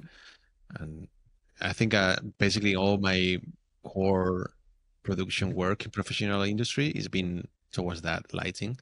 I guess also because I love the lighting, having Mm, control of yeah. the aesthetic and the look of it. I can spend, that's basically my daily basis. I can tell you this, my daily basis is collecting images and determine trying to figure out why I like these images. Because the lighting, composition, framing, characters, what is, right? So always I'm doing the reverse engineering from all the pictures and lighting illustration. Uh-huh. I love that part of the or the workflow. So when I do lighting, I have the control. I can mimic what I like, what I have in my head, and I love that. And I Now, guess it's not the result of what people always put me on the lighting, because I'm doing a good job, I guess, in that regard. and is that something that like you always kind of had, like you always gravitated towards lighting, or is that something that you saw? I'm gonna be the lighting guy. I'm gonna level up on this. Hmm. I think naturally it's always towards to lighting, Hmm. but I think it's true that always I'm being curious about all the process itself as an image Sure. maker. It's not just about the lighting. If you Yeah. don't have that good shaders or good asset, the lighting really fall apart, or vice versa. It's really important lighting just, but you need also the rest. I think I like to do lighting. I really enjoy the most, but also I love the design. I love the modeling. I love the texture. I love the whole craft of Yeah. doing everything from scratch. And I love doing full CG, and I get sometimes too much distracted by those tasks. And then when I finish all the asset, all the CG part, the lighting is really quick because I'm already exhausted or tired doing the CG. So, but yeah, let's say that's a natural tendency for me lighting, but I love the rest as well. I can be working different production, doing modeling or texturing, or even doing the concept artist, anything. We'll get to your Make Haste stuff and the podcast soon. But one thing I noticed, I listened to your episode recently. At the time of recording, for everyone listening, you and Ash have released your Make Haste Corp, I guess, podcast series, and you can tell in there like how you explain your process, the way you just mentioned it, like being forensic about things, about reference stuff. Like it's yeah, it's clear to see. Like I guess not where that's where your secret comes from, but you put a lot of time and energy into deciphering, understanding, and then repackaging it into how you want to do it. Do you have like a particular methodology of doing forensics that you have, like, or does it just depend on the image and what you're looking for, if that makes sense? Yeah, I have a clear workflow. I can tell you more or less the breakdown what I do. Obviously, Cool. depending on the project, you can go different ways, but I can tell based on my journey, always having this pattern. I can recognize myself doing the same thing because it works. What it worked for me is starting from really low, small IPR region. The image is going to be really small, 300 pixel or 400 pixel, finding the actual framing, what is the actual composition, and what is the lighting situation. From these fundamentals, I'm going to keep exploring and keep evolving the image. But that to me is the core. Before that, obviously, you need to understand what you're going to do. What is the purpose? What is the reason you're doing this, right? So as soon as I'm starting the CG, I know exactly what is going to be the final goal.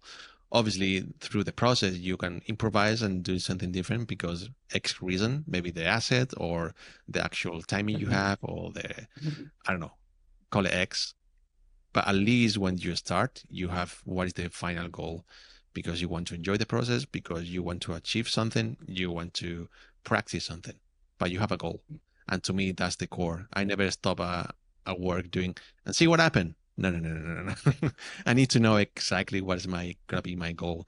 Same as, coming back to the conversation with my mom, I have the reference. I have my mom's car side view. All right, I need to achieve that. Yeah. Through the process, I'm gonna be enjoying the process. I'm gonna have fun. All that. That's gonna byproduct. I know. I'm not. I'm not looking for that. What I'm looking for, and when I started, I need to achieve something I have in my mind. It sometimes could be the process, actually, the actual process itself. I'm gonna do a car. I'm gonna design a car. Amazing. But mainly because I have a goal. Does that make sense? No, fully. And just to follow that question up, you mentioned obviously 3ds Max is your go-to. How have your tool sets changed? Have they changed over time? Or do you have like a go-to tool set? And how, that's the first question. And then the second question to that is, how important are your tools to what you want to do? Yeah, that's a tricky question, because I know tools is basically our hands and connection with digital, right? And the tool could be a bless, or could be a constraint, and a double-sided sword. Mm-hmm. It's true. It's really, it's been evolving a lot. Tools. Again, I'm not the technical guy to tell you what is the best tool or not. To me, as soon you achieve what you want to achieve, that tool is working. And always, I'm really hesitant to learn all the tools to achieve certain stuff. I'm not really lean to that kind of workflow, or that kind of a tendency of learning all the tools and then you do the work. I do the work. Meanwhile, I'm gonna invest in how to achieve that. For that process, you are learning tools. I'm not the opposite doing. I'm gonna learn the tools and then I'm gonna do something. No, no, no, no. I know what I want to do. I need to go through that process of learning tool to achieve what I want. So in that regard, I don't think my tools is been evolving that much. Using 3D Max, using Corona, which is back then it was V-Ray. It's not really that much changing. What has been changing a lot is my process. Yeah. The process to me is way more important. That's why we have this podcast with Ash, exposing and talking about the process.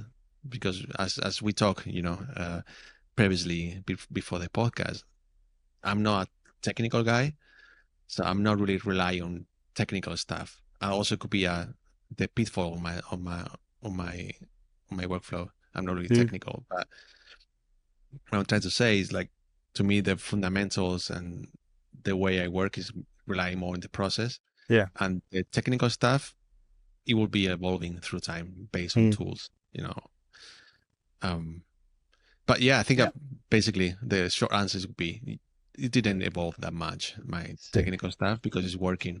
Sometimes I get tempted to, for example, jump to Unreal, because the beautiful, amazing tools you have in Unreal, also the real-time rendering, mind-blowing. Also Blender, Blender is pushing hard. I can see the community is really ramping up. It's a beautiful tools. I never try, because that, again, if I do to Blender, I'm going to do something different. The result is going to be different. I don't think so. Maybe, possibly, for sure, it's going to be quicker, possibly. But the time I have to invest to learn a new tool, in the end, I think I'm really hesitant to swap my tools. But again, I know Maya, I know Cinema 4D, I work in Houdini. So to me, tools is not really a massive headache or challenge. I can invest the time, I can learn it, it's fine. But at the end of the day, to me, it doesn't make any difference from my type of work I'm doing. You know, lighting, for example, aesthetic. For a more technical, advanced, really precise artists like a modeling texture, they will say, you know what, because Blender you have this tool for modeling, or you know what, because in Houdini we have this beautiful technical advance for creating environment. There you go. You go to these kind of tools. But for my side, where I love lighting, doesn't make any difference really doing to Blender, Houdini, Maya, 3D Max. Just I stick with 3D Max. I learn from 3D Max or V-Ray. There you go. I mean, don't get me wrong. Again, I work with different tools, but yeah. That's amazing. I was, again, at a preconception, I was like, I expected you to be way more technical in that sense. Like I expected to hear stuff that obviously my brain wouldn't understand, and like this, that, and the other. But after listening to the podcast and after speaking to that, it makes sense why that's not the approach. And to show that you can still get like these phenomenal results just shows that, yeah, like there's many ways to achieve the same thing. But I guess what's also quite encouraging and inspiring to hear as well is the way you speak about it, that there's a confidence to it. Like there's a, I've always, with the caveat mentioned that obviously there's things to improve, there's things to always like learn new, but there seems to be like a trust in the tools and a confidence in the tools and in the process. Process is key. And that's what you lean on. Like that's where everything is built off of.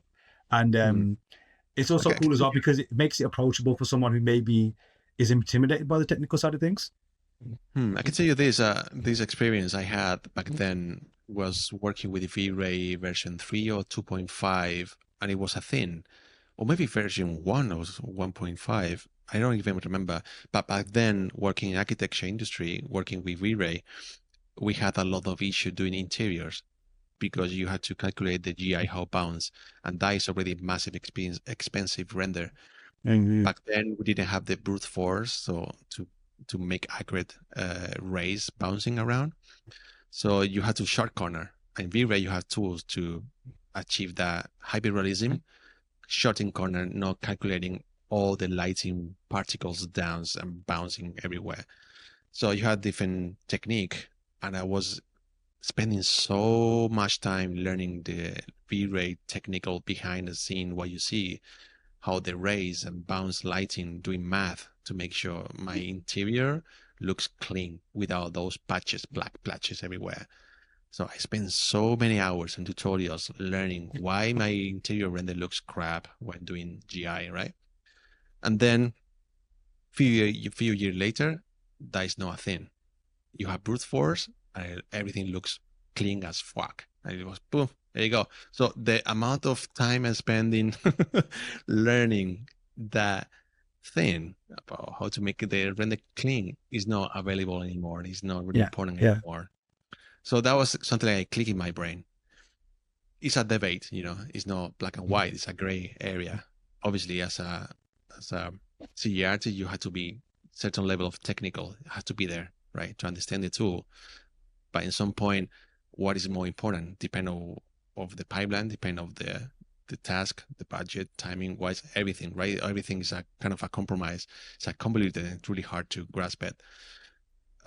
Working in different companies, having this argue or talk with my boss and say, for example, hey Carlos, this is great and this is amazing. You are always adaptable and learning new tools, but you seems like a link to not really understanding behind of CG, what is going on. You are more like a clicking buttons and see what happens. And that could be my pitfall, my downside of my skill set. I'm not really curious about what is going on behind of the technical part. Just give me what I want and that's it. Because I know maybe in 1 year that tool is going to change. So all my knowledge about how that works behind is not really useful anymore. So, but I get it, in the end of the day, you need to grasp it. You need to really understand what's going on behind of the technical stuff. It's really Mhm. important to be able to, once you understand, you're gonna be able to evolve and shut corners and be really productive independent of the environment. So again, to me, it's a compromise. Cool. And regarding like from your experience of what you've seen, where do you see tools heading? Obviously, you got your go-to, but where do you think things are heading? Do you think it's going to head in a way where it's literally like one click button and results are instant? Hmm. I guess now we can talk about AI. Yeah. Oh man, this is wild. I'm getting old. I'm grumpy old man. Talk about back then, we were using quasi Monte Carlo and V-Ray to solve all the patches issues in the render interiors. Now, uh, you know what? Talking with friends and peeps, uh, 4 years ago, I wasn't really aware about what technology is gonna head. I'm still on that path where I don't know what it's gonna be.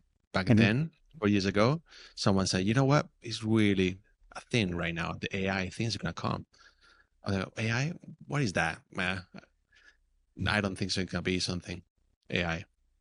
Now, seems like AI is coming really hard. So what I'm trying to say is like I'm really bad predicting what it's gonna be. If I can say something, what I'm sure is always gonna be a thing is the understanding of the fundamentals of images. To me, it's always gonna be there, regardless of tools. That's why I always have massive respect for painters. Beautiful from scratch, doing amazing piece of art, creating everything from their brain. And always I have a massive respect for photographers as well. You know, that deep connection with your tools, and I love that. I don't know what it's gonna be. I'm really hard to predict what it's gonna be and what is gonna be the future, what is gonna be the tools in the future. But I'm pretty sure in the end of the day, it's gonna be able to determine what is good, what is bad, what is your taste, what do you take on, understanding of the fundamental of images. Fair enough. I hope. I mean, I don't know, man. I mean, we can talk about AI endlessly about Yeah, sure. immediately because also it's so many different lenses where we can apply AI, and it's also super juicy. I'm excited. You know, I'm really excited about AI. What it's gonna be Good one. now and what it's gonna be in the next because I believe it's a thing for sure. What excites you about it? The same as technology, you know. Always I'm linked to technology. I love Mhm. technology, and AI is part of it. And Mm. what excites me in the pragmatic way is the possibility and the speed AI give you. Mm. Maybe the quality is not there yet, but I can see the exponential growth. I can see that a massive tool to give you answer super quick. Mm. Something maybe your brain think could be amazing. As soon you get it, and then I realize, oh, you know what? It wasn't as I thought it could be. Yeah. So I'm thankful I'm not investing the time to achieve that because the answer is already there. That's cool. You know, I was doing some journey, exploring a little bit my journey, and I thought about a project. You know what? I'm gonna do this and this. All right, I'm gonna make sure if this project is gonna be good or not. I'm gonna put it down in my journey, and then all the images I have in my brain, it was there in my journey. Okay, oh, all right, it's done. I'm not doing. I'm not Yeah. doing this CGI thing because it's already in mid journey. I can see that happening. All right, I'm not doing it. But again, that's the conversation of what's really important. Is about the journey of the artist or is the actual result of output. So the Ooh. fact being journey, I stopped doing what I was in my brain. I stopped it because I saw already the result. That could be a kind of a dark uh, pursuit or dark side of the AI giving the result what you think could be a journey, right? It's Mm. immediately deleting the journey. It's kind of a weird sense because the name of the tool mid journey. Why? But you are deleting the journey already. Yeah. Give me Yeah. the answer. So what is going on? But yeah, And is that something that you'd like to keep? Do you think that's going to be your thing now, like having been able to at least partake in the journey? Is that something you don't ever want to lose? yeah, it's gonna be actually. You know, I bought an iPad. I'm doing now sketching. I'm coming back to the sketching and doing some painting. So yeah, regardless of AI, what it's going to be in the future, I'm not going to still doing drawing, sketching, CG, and exploring ideas in the really fundamental way. I mean, I'm really behind of painting. I'm still practicing, but I love it. It's just so good. It feels Sick. right to me, regardless of the output. Again, now coming back to the beginning of the conversation, I was willing to get the result. Now I'm in the stage where I'm gonna get the journey of painting. Yeah. Doesn't matter the result. Kind of Um, interesting there. I mean, I guess that there's always the professional angle and like I guess the production angle where time is of the essence and maybe speed and iterations or what have you. So that kind of skews what the journey is going to be. But what you just mentioned there, like maybe it's a primal thing, I don't know, but there's just something that you cannot get elsewhere when you just got a pen in hand or pencil in hand or paint and making images that way. I think it taps into a part of the brain that maybe other parts don't, I don't think. But it's just like, yeah, I don't know, there's just something into that. So it's cool to see that kind of like, so in that time, did you, I'm sure you must have like started and stopped it in moments, or was you completely away from drawing in that between from the beginning until now? I mean, it's true that I had different period of time where I was literally stopped doing the drawing. I get distracted by CGI, so powerful, and I was literally distracted by CG because the drawing was frustrating, too harsh for me because I didn't never get the result. Because different reason could be maybe lacking of consistency, or basically lacking of what is the actual process of painting. Lacking maybe as well having no mentor to tell me someone, hey, you know what, you sucks now, but maybe if you keep doing it, you can improve your painting. But then I was like, man, I sucks doing the painting. Maybe painting is not for me, right? So the CG for me was the way to achieve what I want to get, right? I need to get the result I wanted, a beautiful rendered hyper-realistic thing. I cannot achieve with painting, but I can do it with CG. So all my ideas is gonna be on paper. That's amazing. But going through the years, I realized, yeah, I miss something. CG is amazing, but now I wanted to understand more the core of everything. Why this color doesn't work with that one? Why color temperature behaving that way? Yeah. What happened when you play with the yellow and blue together? What's going on there? Why this image is so engaging and so beautiful? I need to understand that. I need to practice and breaking down by pieces.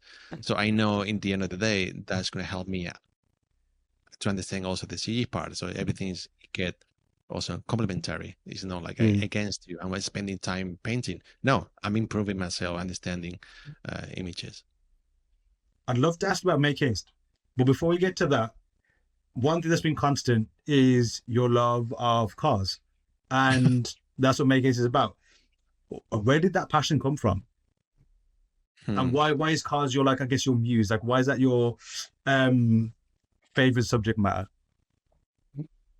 I've been thinking that for so many years, and I don't have the answer, man. I'm really Nice. sorry. No, that's a cool answer. Yeah, it could be a good answer, but it's kind of boring. Or maybe I can tell you, because when my mom drove the car in the side view, it was amazing. Maybe that could be the spark to become obsessed with cars. But the funny is, like, I never had in my environment around anything to be exposed to cars. Right. It just had my normal toys, just TV shows, nothing really there to Sick.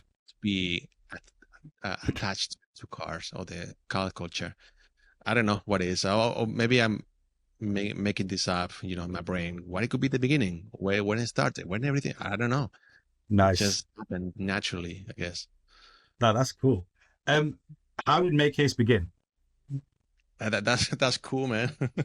Because with this guy Ash, you know really well Ash, and he reached me out. He said, "Hey, Carlos, I love your work. Maybe we can do a collaboration." Ash, he loved collaboration, and 4 years ago we started to talk and say, yeah, randomly talk about Corona, Cinema 4D, different tools, and he was really always really curious and always with a respectful way, asking me questions about technical stuff, right?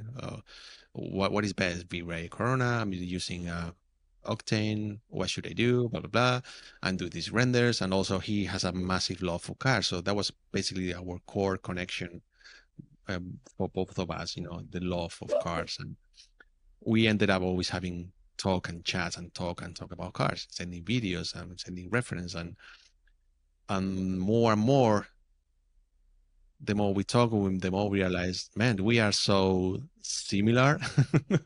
We are like a stepbrothers, and and then even more when I realized we are just 2 days apart from our birthday. Yeah, yeah, yeah.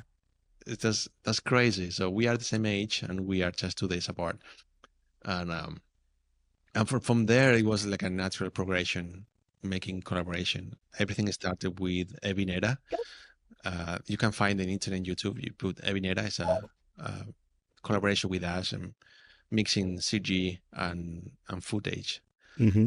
And that was the beginning of something, let's say, serious, right?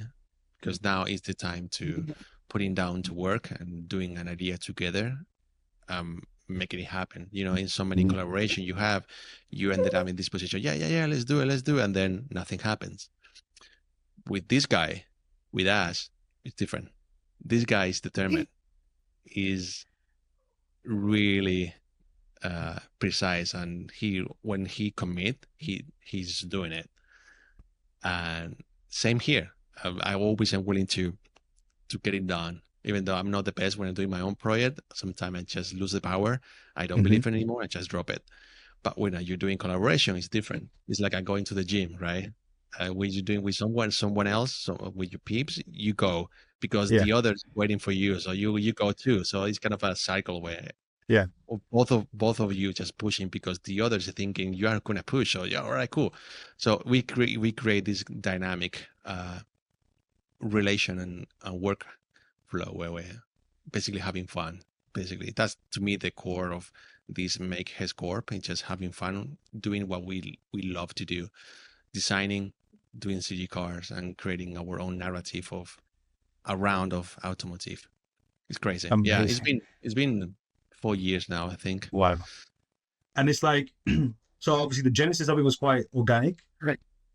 I assume that the progression of what you guys have been doing, the adventure that's been, is still organic, right? Or do you guys have like super strategic modes and target certain things, or is it purely just vibes, I guess?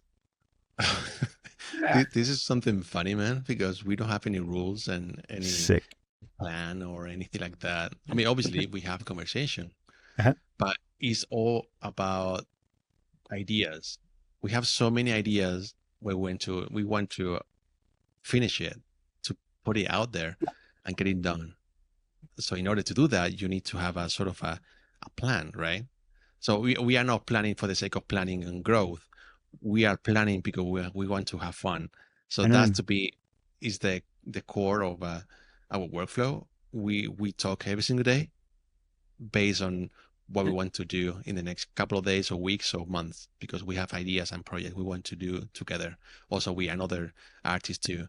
So basically that, it's just nothing really rigid. We just flow. Sick. Every single day we flow. You know what? Because sometimes I tell you this, Ash is incredible, super talented, amazing artist, and also he has so many ideas. When we talk, we always really careful on our talk because we ended up having spark and ideas, and then we have another project on top because we start to talk about something, right, about robots or I don't know, whatever movie we have or anything inspiring. So we get really excited, and both together we feed each other in that regard, and we grow and we get excited each other, think about a possible option of a project. Let's call tomorrow and let's do tomorrow, or maybe next week. Yeah, let's catch up. And then we basically evolve. We are, both of us, just always jiggling stuff around, depending how we feel. Kind of weird, man. Sick. And for those that are completely unaware, what is it you actually guys do? What is Make Haste, and what's its, I guess, mission? It's true that we were trying to define, putting on paper, what it means, Makehaste Corp. I think Ash does way better the job than me to put labels on describing what we do together. And but the way I can describe it, MSC Corp, it's the way to our final goal. Let's say that is creating cars to be able to make it real. Basically, that's basically the idea. All our creation being built in real life. It has something really special there, where you are able to create your own design and be able to see in real life. Is really something really special, and we discovered that, and we wanted to achieve that. The more we do it, the more we realize that could be a beautiful journey to do and discover, both of us. And creating also different collaboration is not just designing, it's the process of designing, and then you have the next step, which is closing the gap with real life, collaborating with amazing engineers and amazing artists too, to translate that design to real world. So it's a massive collaboration there. And with the tools we have now, with the communication we have now, I think it's possible. I think it's really feasible. And I think it's really exciting too to do it. Because you've had like one of your designs already built, right? At least one, I think, or one of them, it was built 2 years ago. It was the 240 set. It was shown in SEMA show. It was a collaboration with Industry Garage. I think they based in California or no, but it was again more like an adventure for us, learning a lot from these co-builders, and we love that process. I want to do it again and again and again, because so yeah, it's exciting, man. And I never thought it could be a thing. To tell you this analogy, always we have this conversation with us. Like, it's cool to see, when I was a kid, I saw the Lamborghini Countach or the Ferrari F40, right? The icons from the 80s. It's a classic poster in your wall. I never saw a F40. I never saw a Countach. Right. In my mind, I'm still in my mind, the way I visualize this car, there's a massive piece of engineering, but it's not real.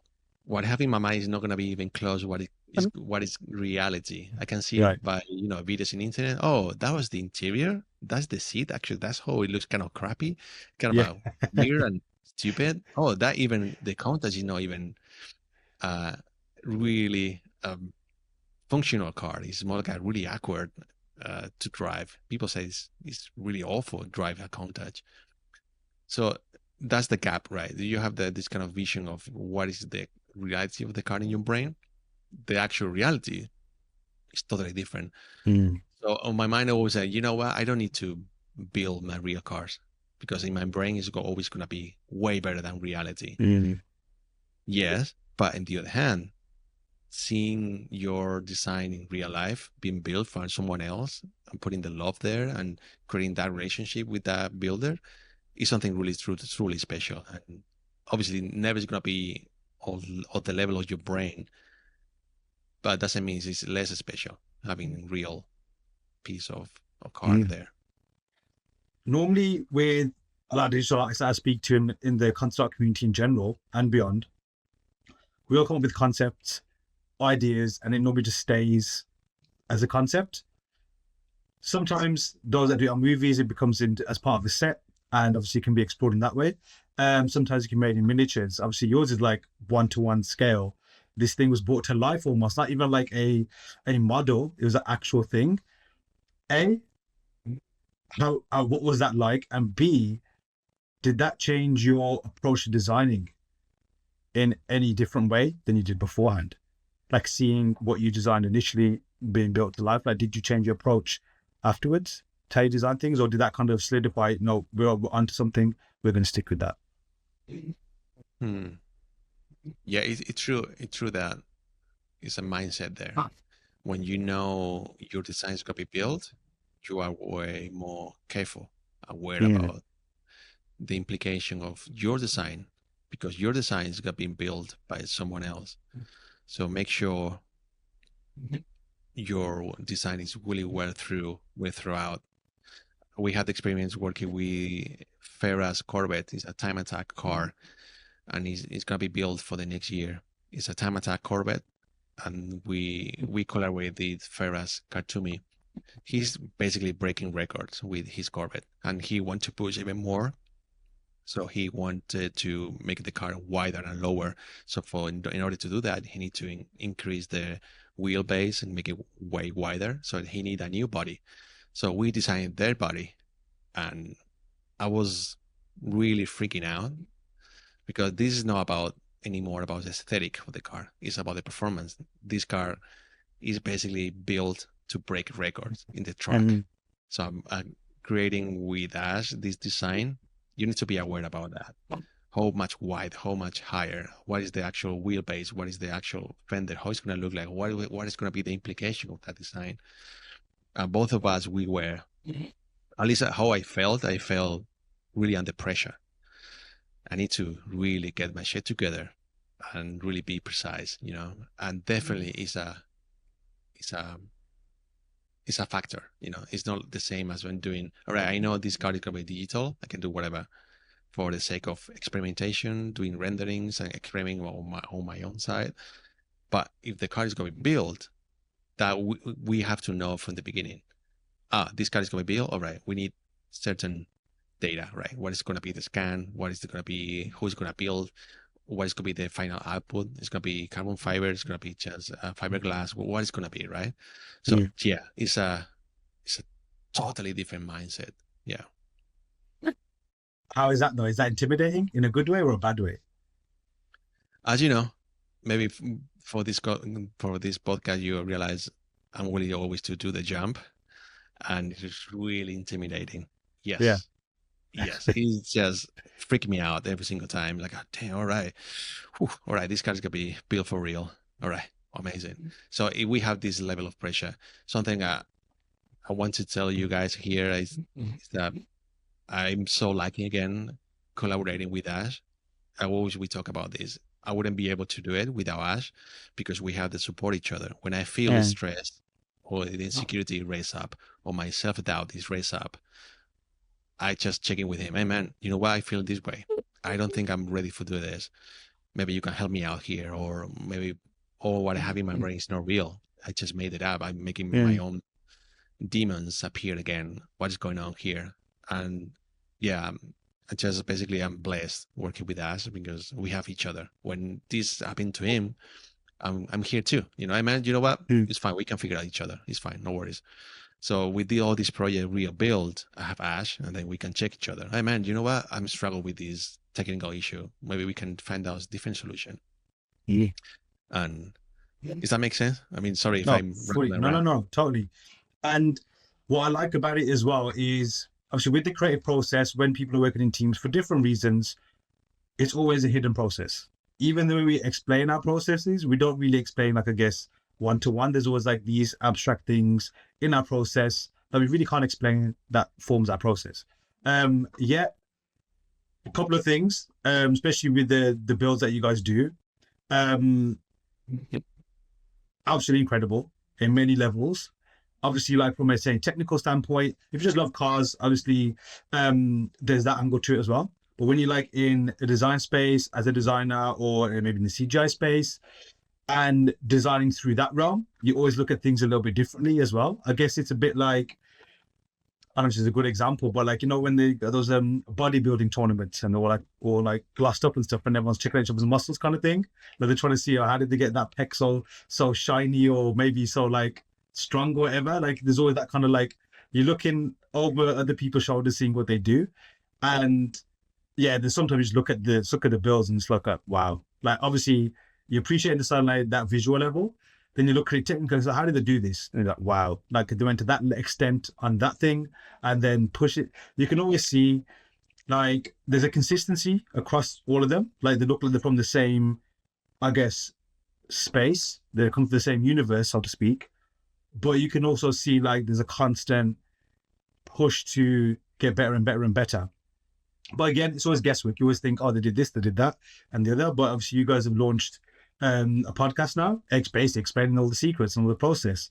For example, with the tire. In the first episode, you mentioned you work on the tire. I expected you to list this very extensive, very long process of what went into the tire, and it was just not that case. It was very simple, very straightforward, and I was like, wow. And that kind of like was also humbling as well. So, what made you guys want to just do the podcast and add more to your workload? Yeah, I was really hesitant to do the podcast.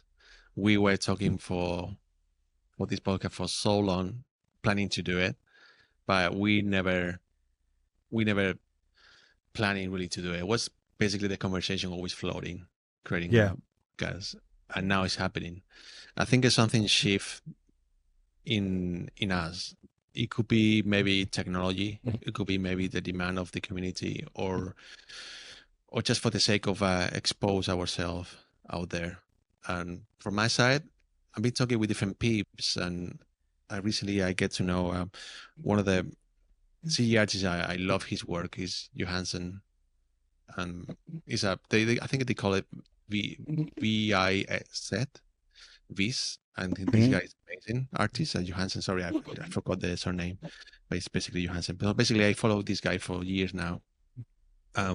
We talk a little bit here and there, but we have the chance to meet each other in real life, in flesh, and we talk about CG, community, automotive, everything.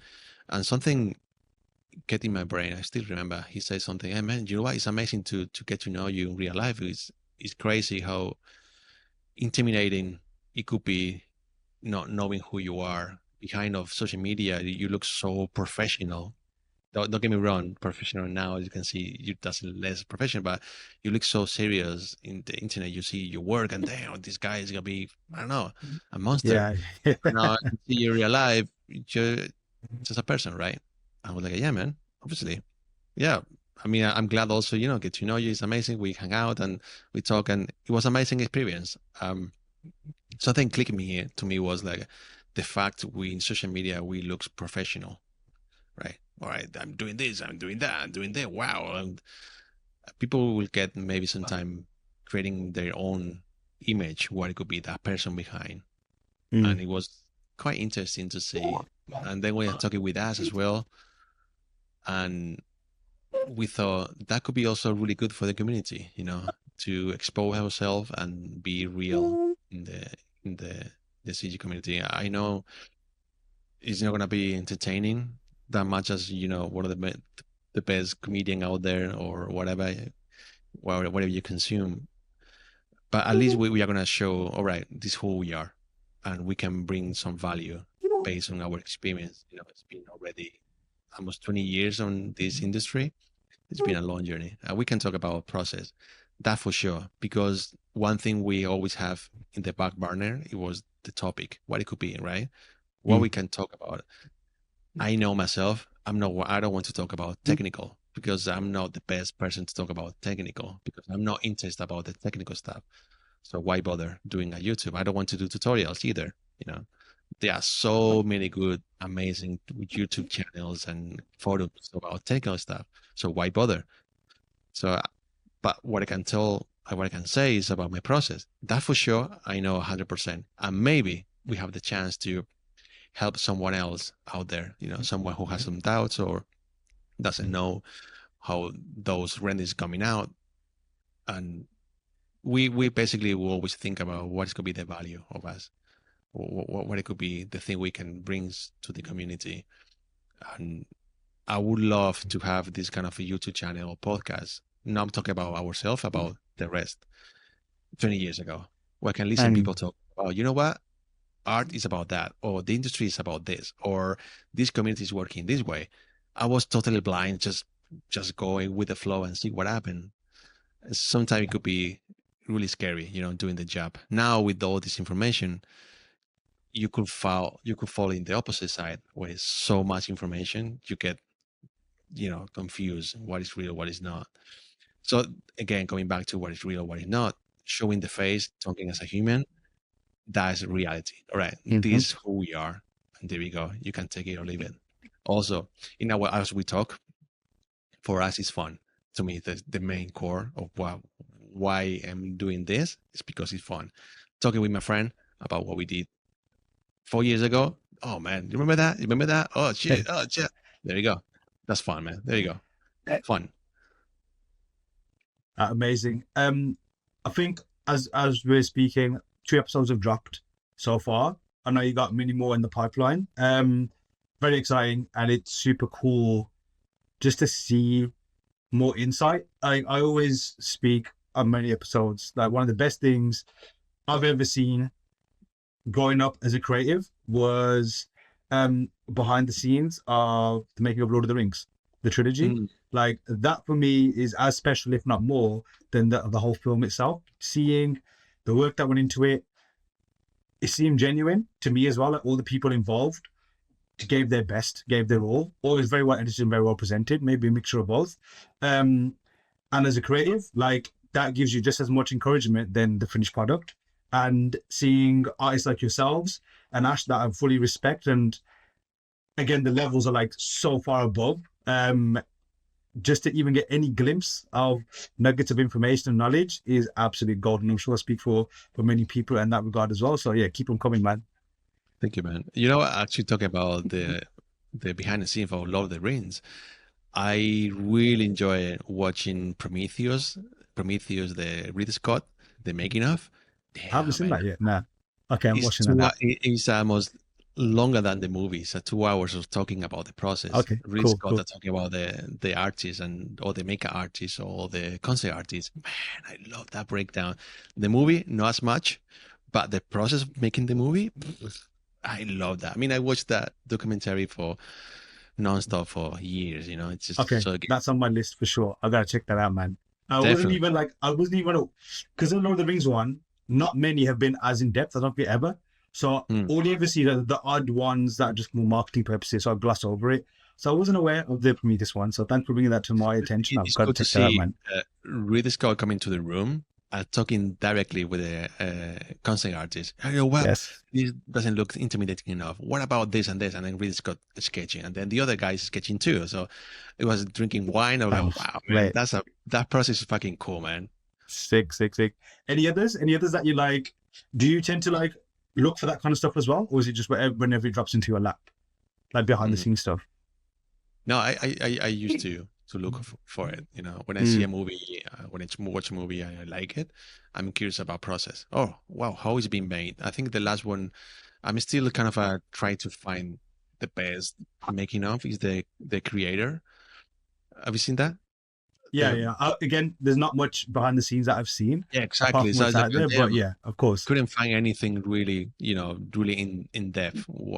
How that movie's been made. So yeah, that was basically something like I'm doing. Just if I like the movie, I just doing the reverse engineering. How it's been made. Yes. I'm curious. And aside from, I guess, movie stuff, what's the last thing you reverse engineered? That really was profound for you.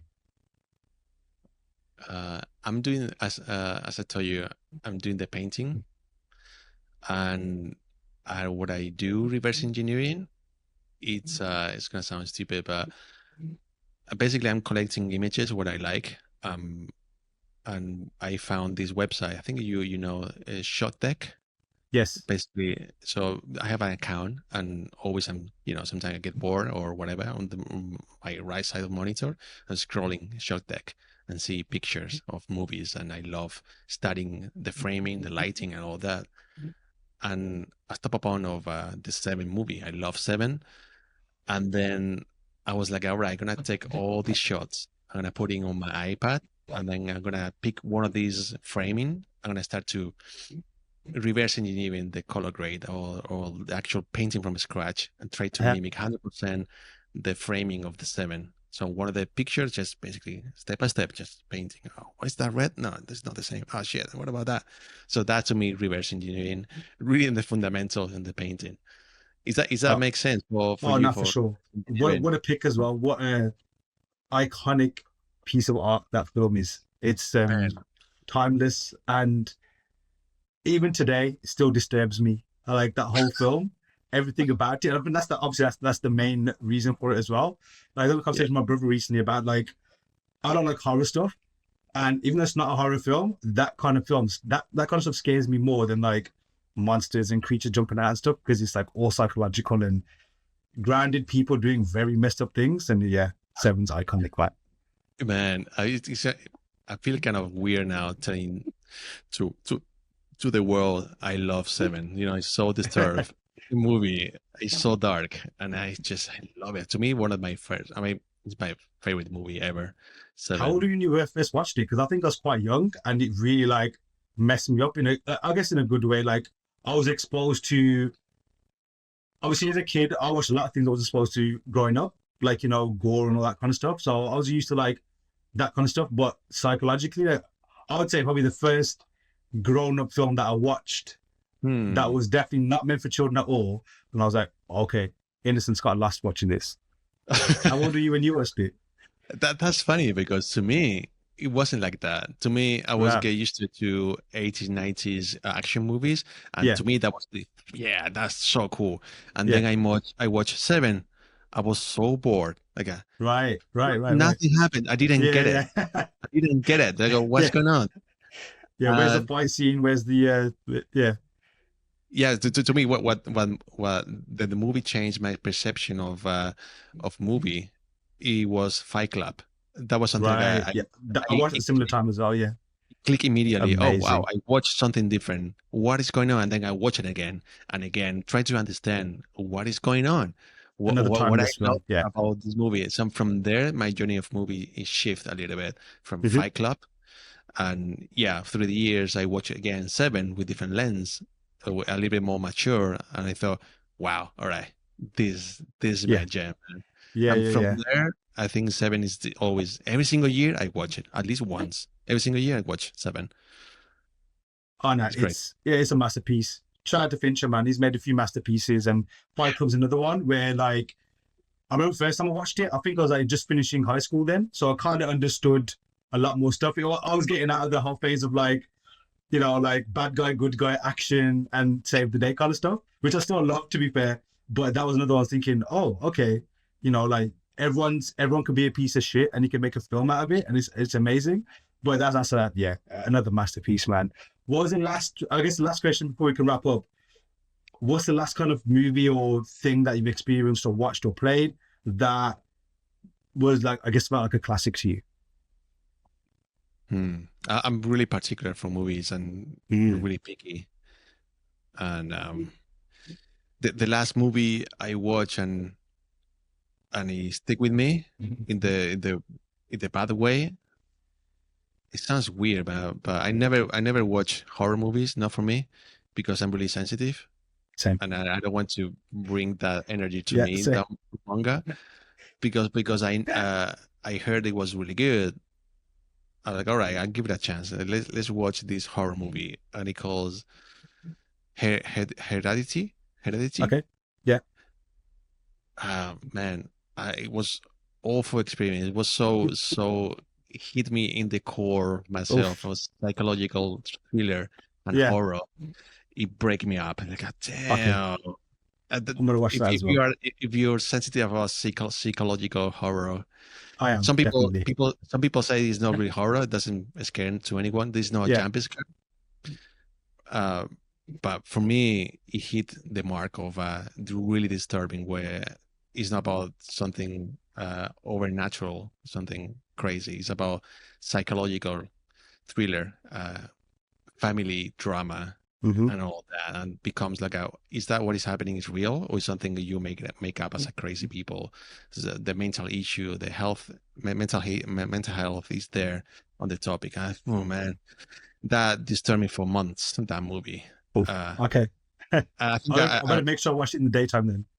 yeah. I mean, I think you will be affected for sure. So prepare yourself and be Okay. ready. That could be the last movie I get really hit emotionally. And but some people will say, it's over the top and kind of following the path of horror movies. But to me, it was maybe because I'm not get used to it to watch horror Right. movies, maybe that. But to me, that was intense. Cool. Carlos, it's time to wrap up. Any Yes. final words or thoughts from yourself before we head up? First of all, man, thank you. Thank you for having me here. It's a pleasure. And always we talk, I feel like I'm a better person, which is amazing. Okay, thanks, man. Likewise. And it's amazing. Thank you. I can see your channel growing, and there's so many amazing artists, and I feel knowing the right place to doing this podcast with you, because already your background is amazing. So yeah, I'm so grateful and thankful you gave me the space here to talk about shit. And yeah, basically that. My pleasure, man. We should definitely do it again, man. Thanks so much. Sure. No worries, man. Cheers, dude. Huge thanks to Carlos for that amazing conversation. Hit the links to see what he's up to. And then when you're done, head to learnsquare.com to enrich your own creative journey by taking our courses. Remember, all of our first lessons are free. I've been your host, Darren Danda. Till next time.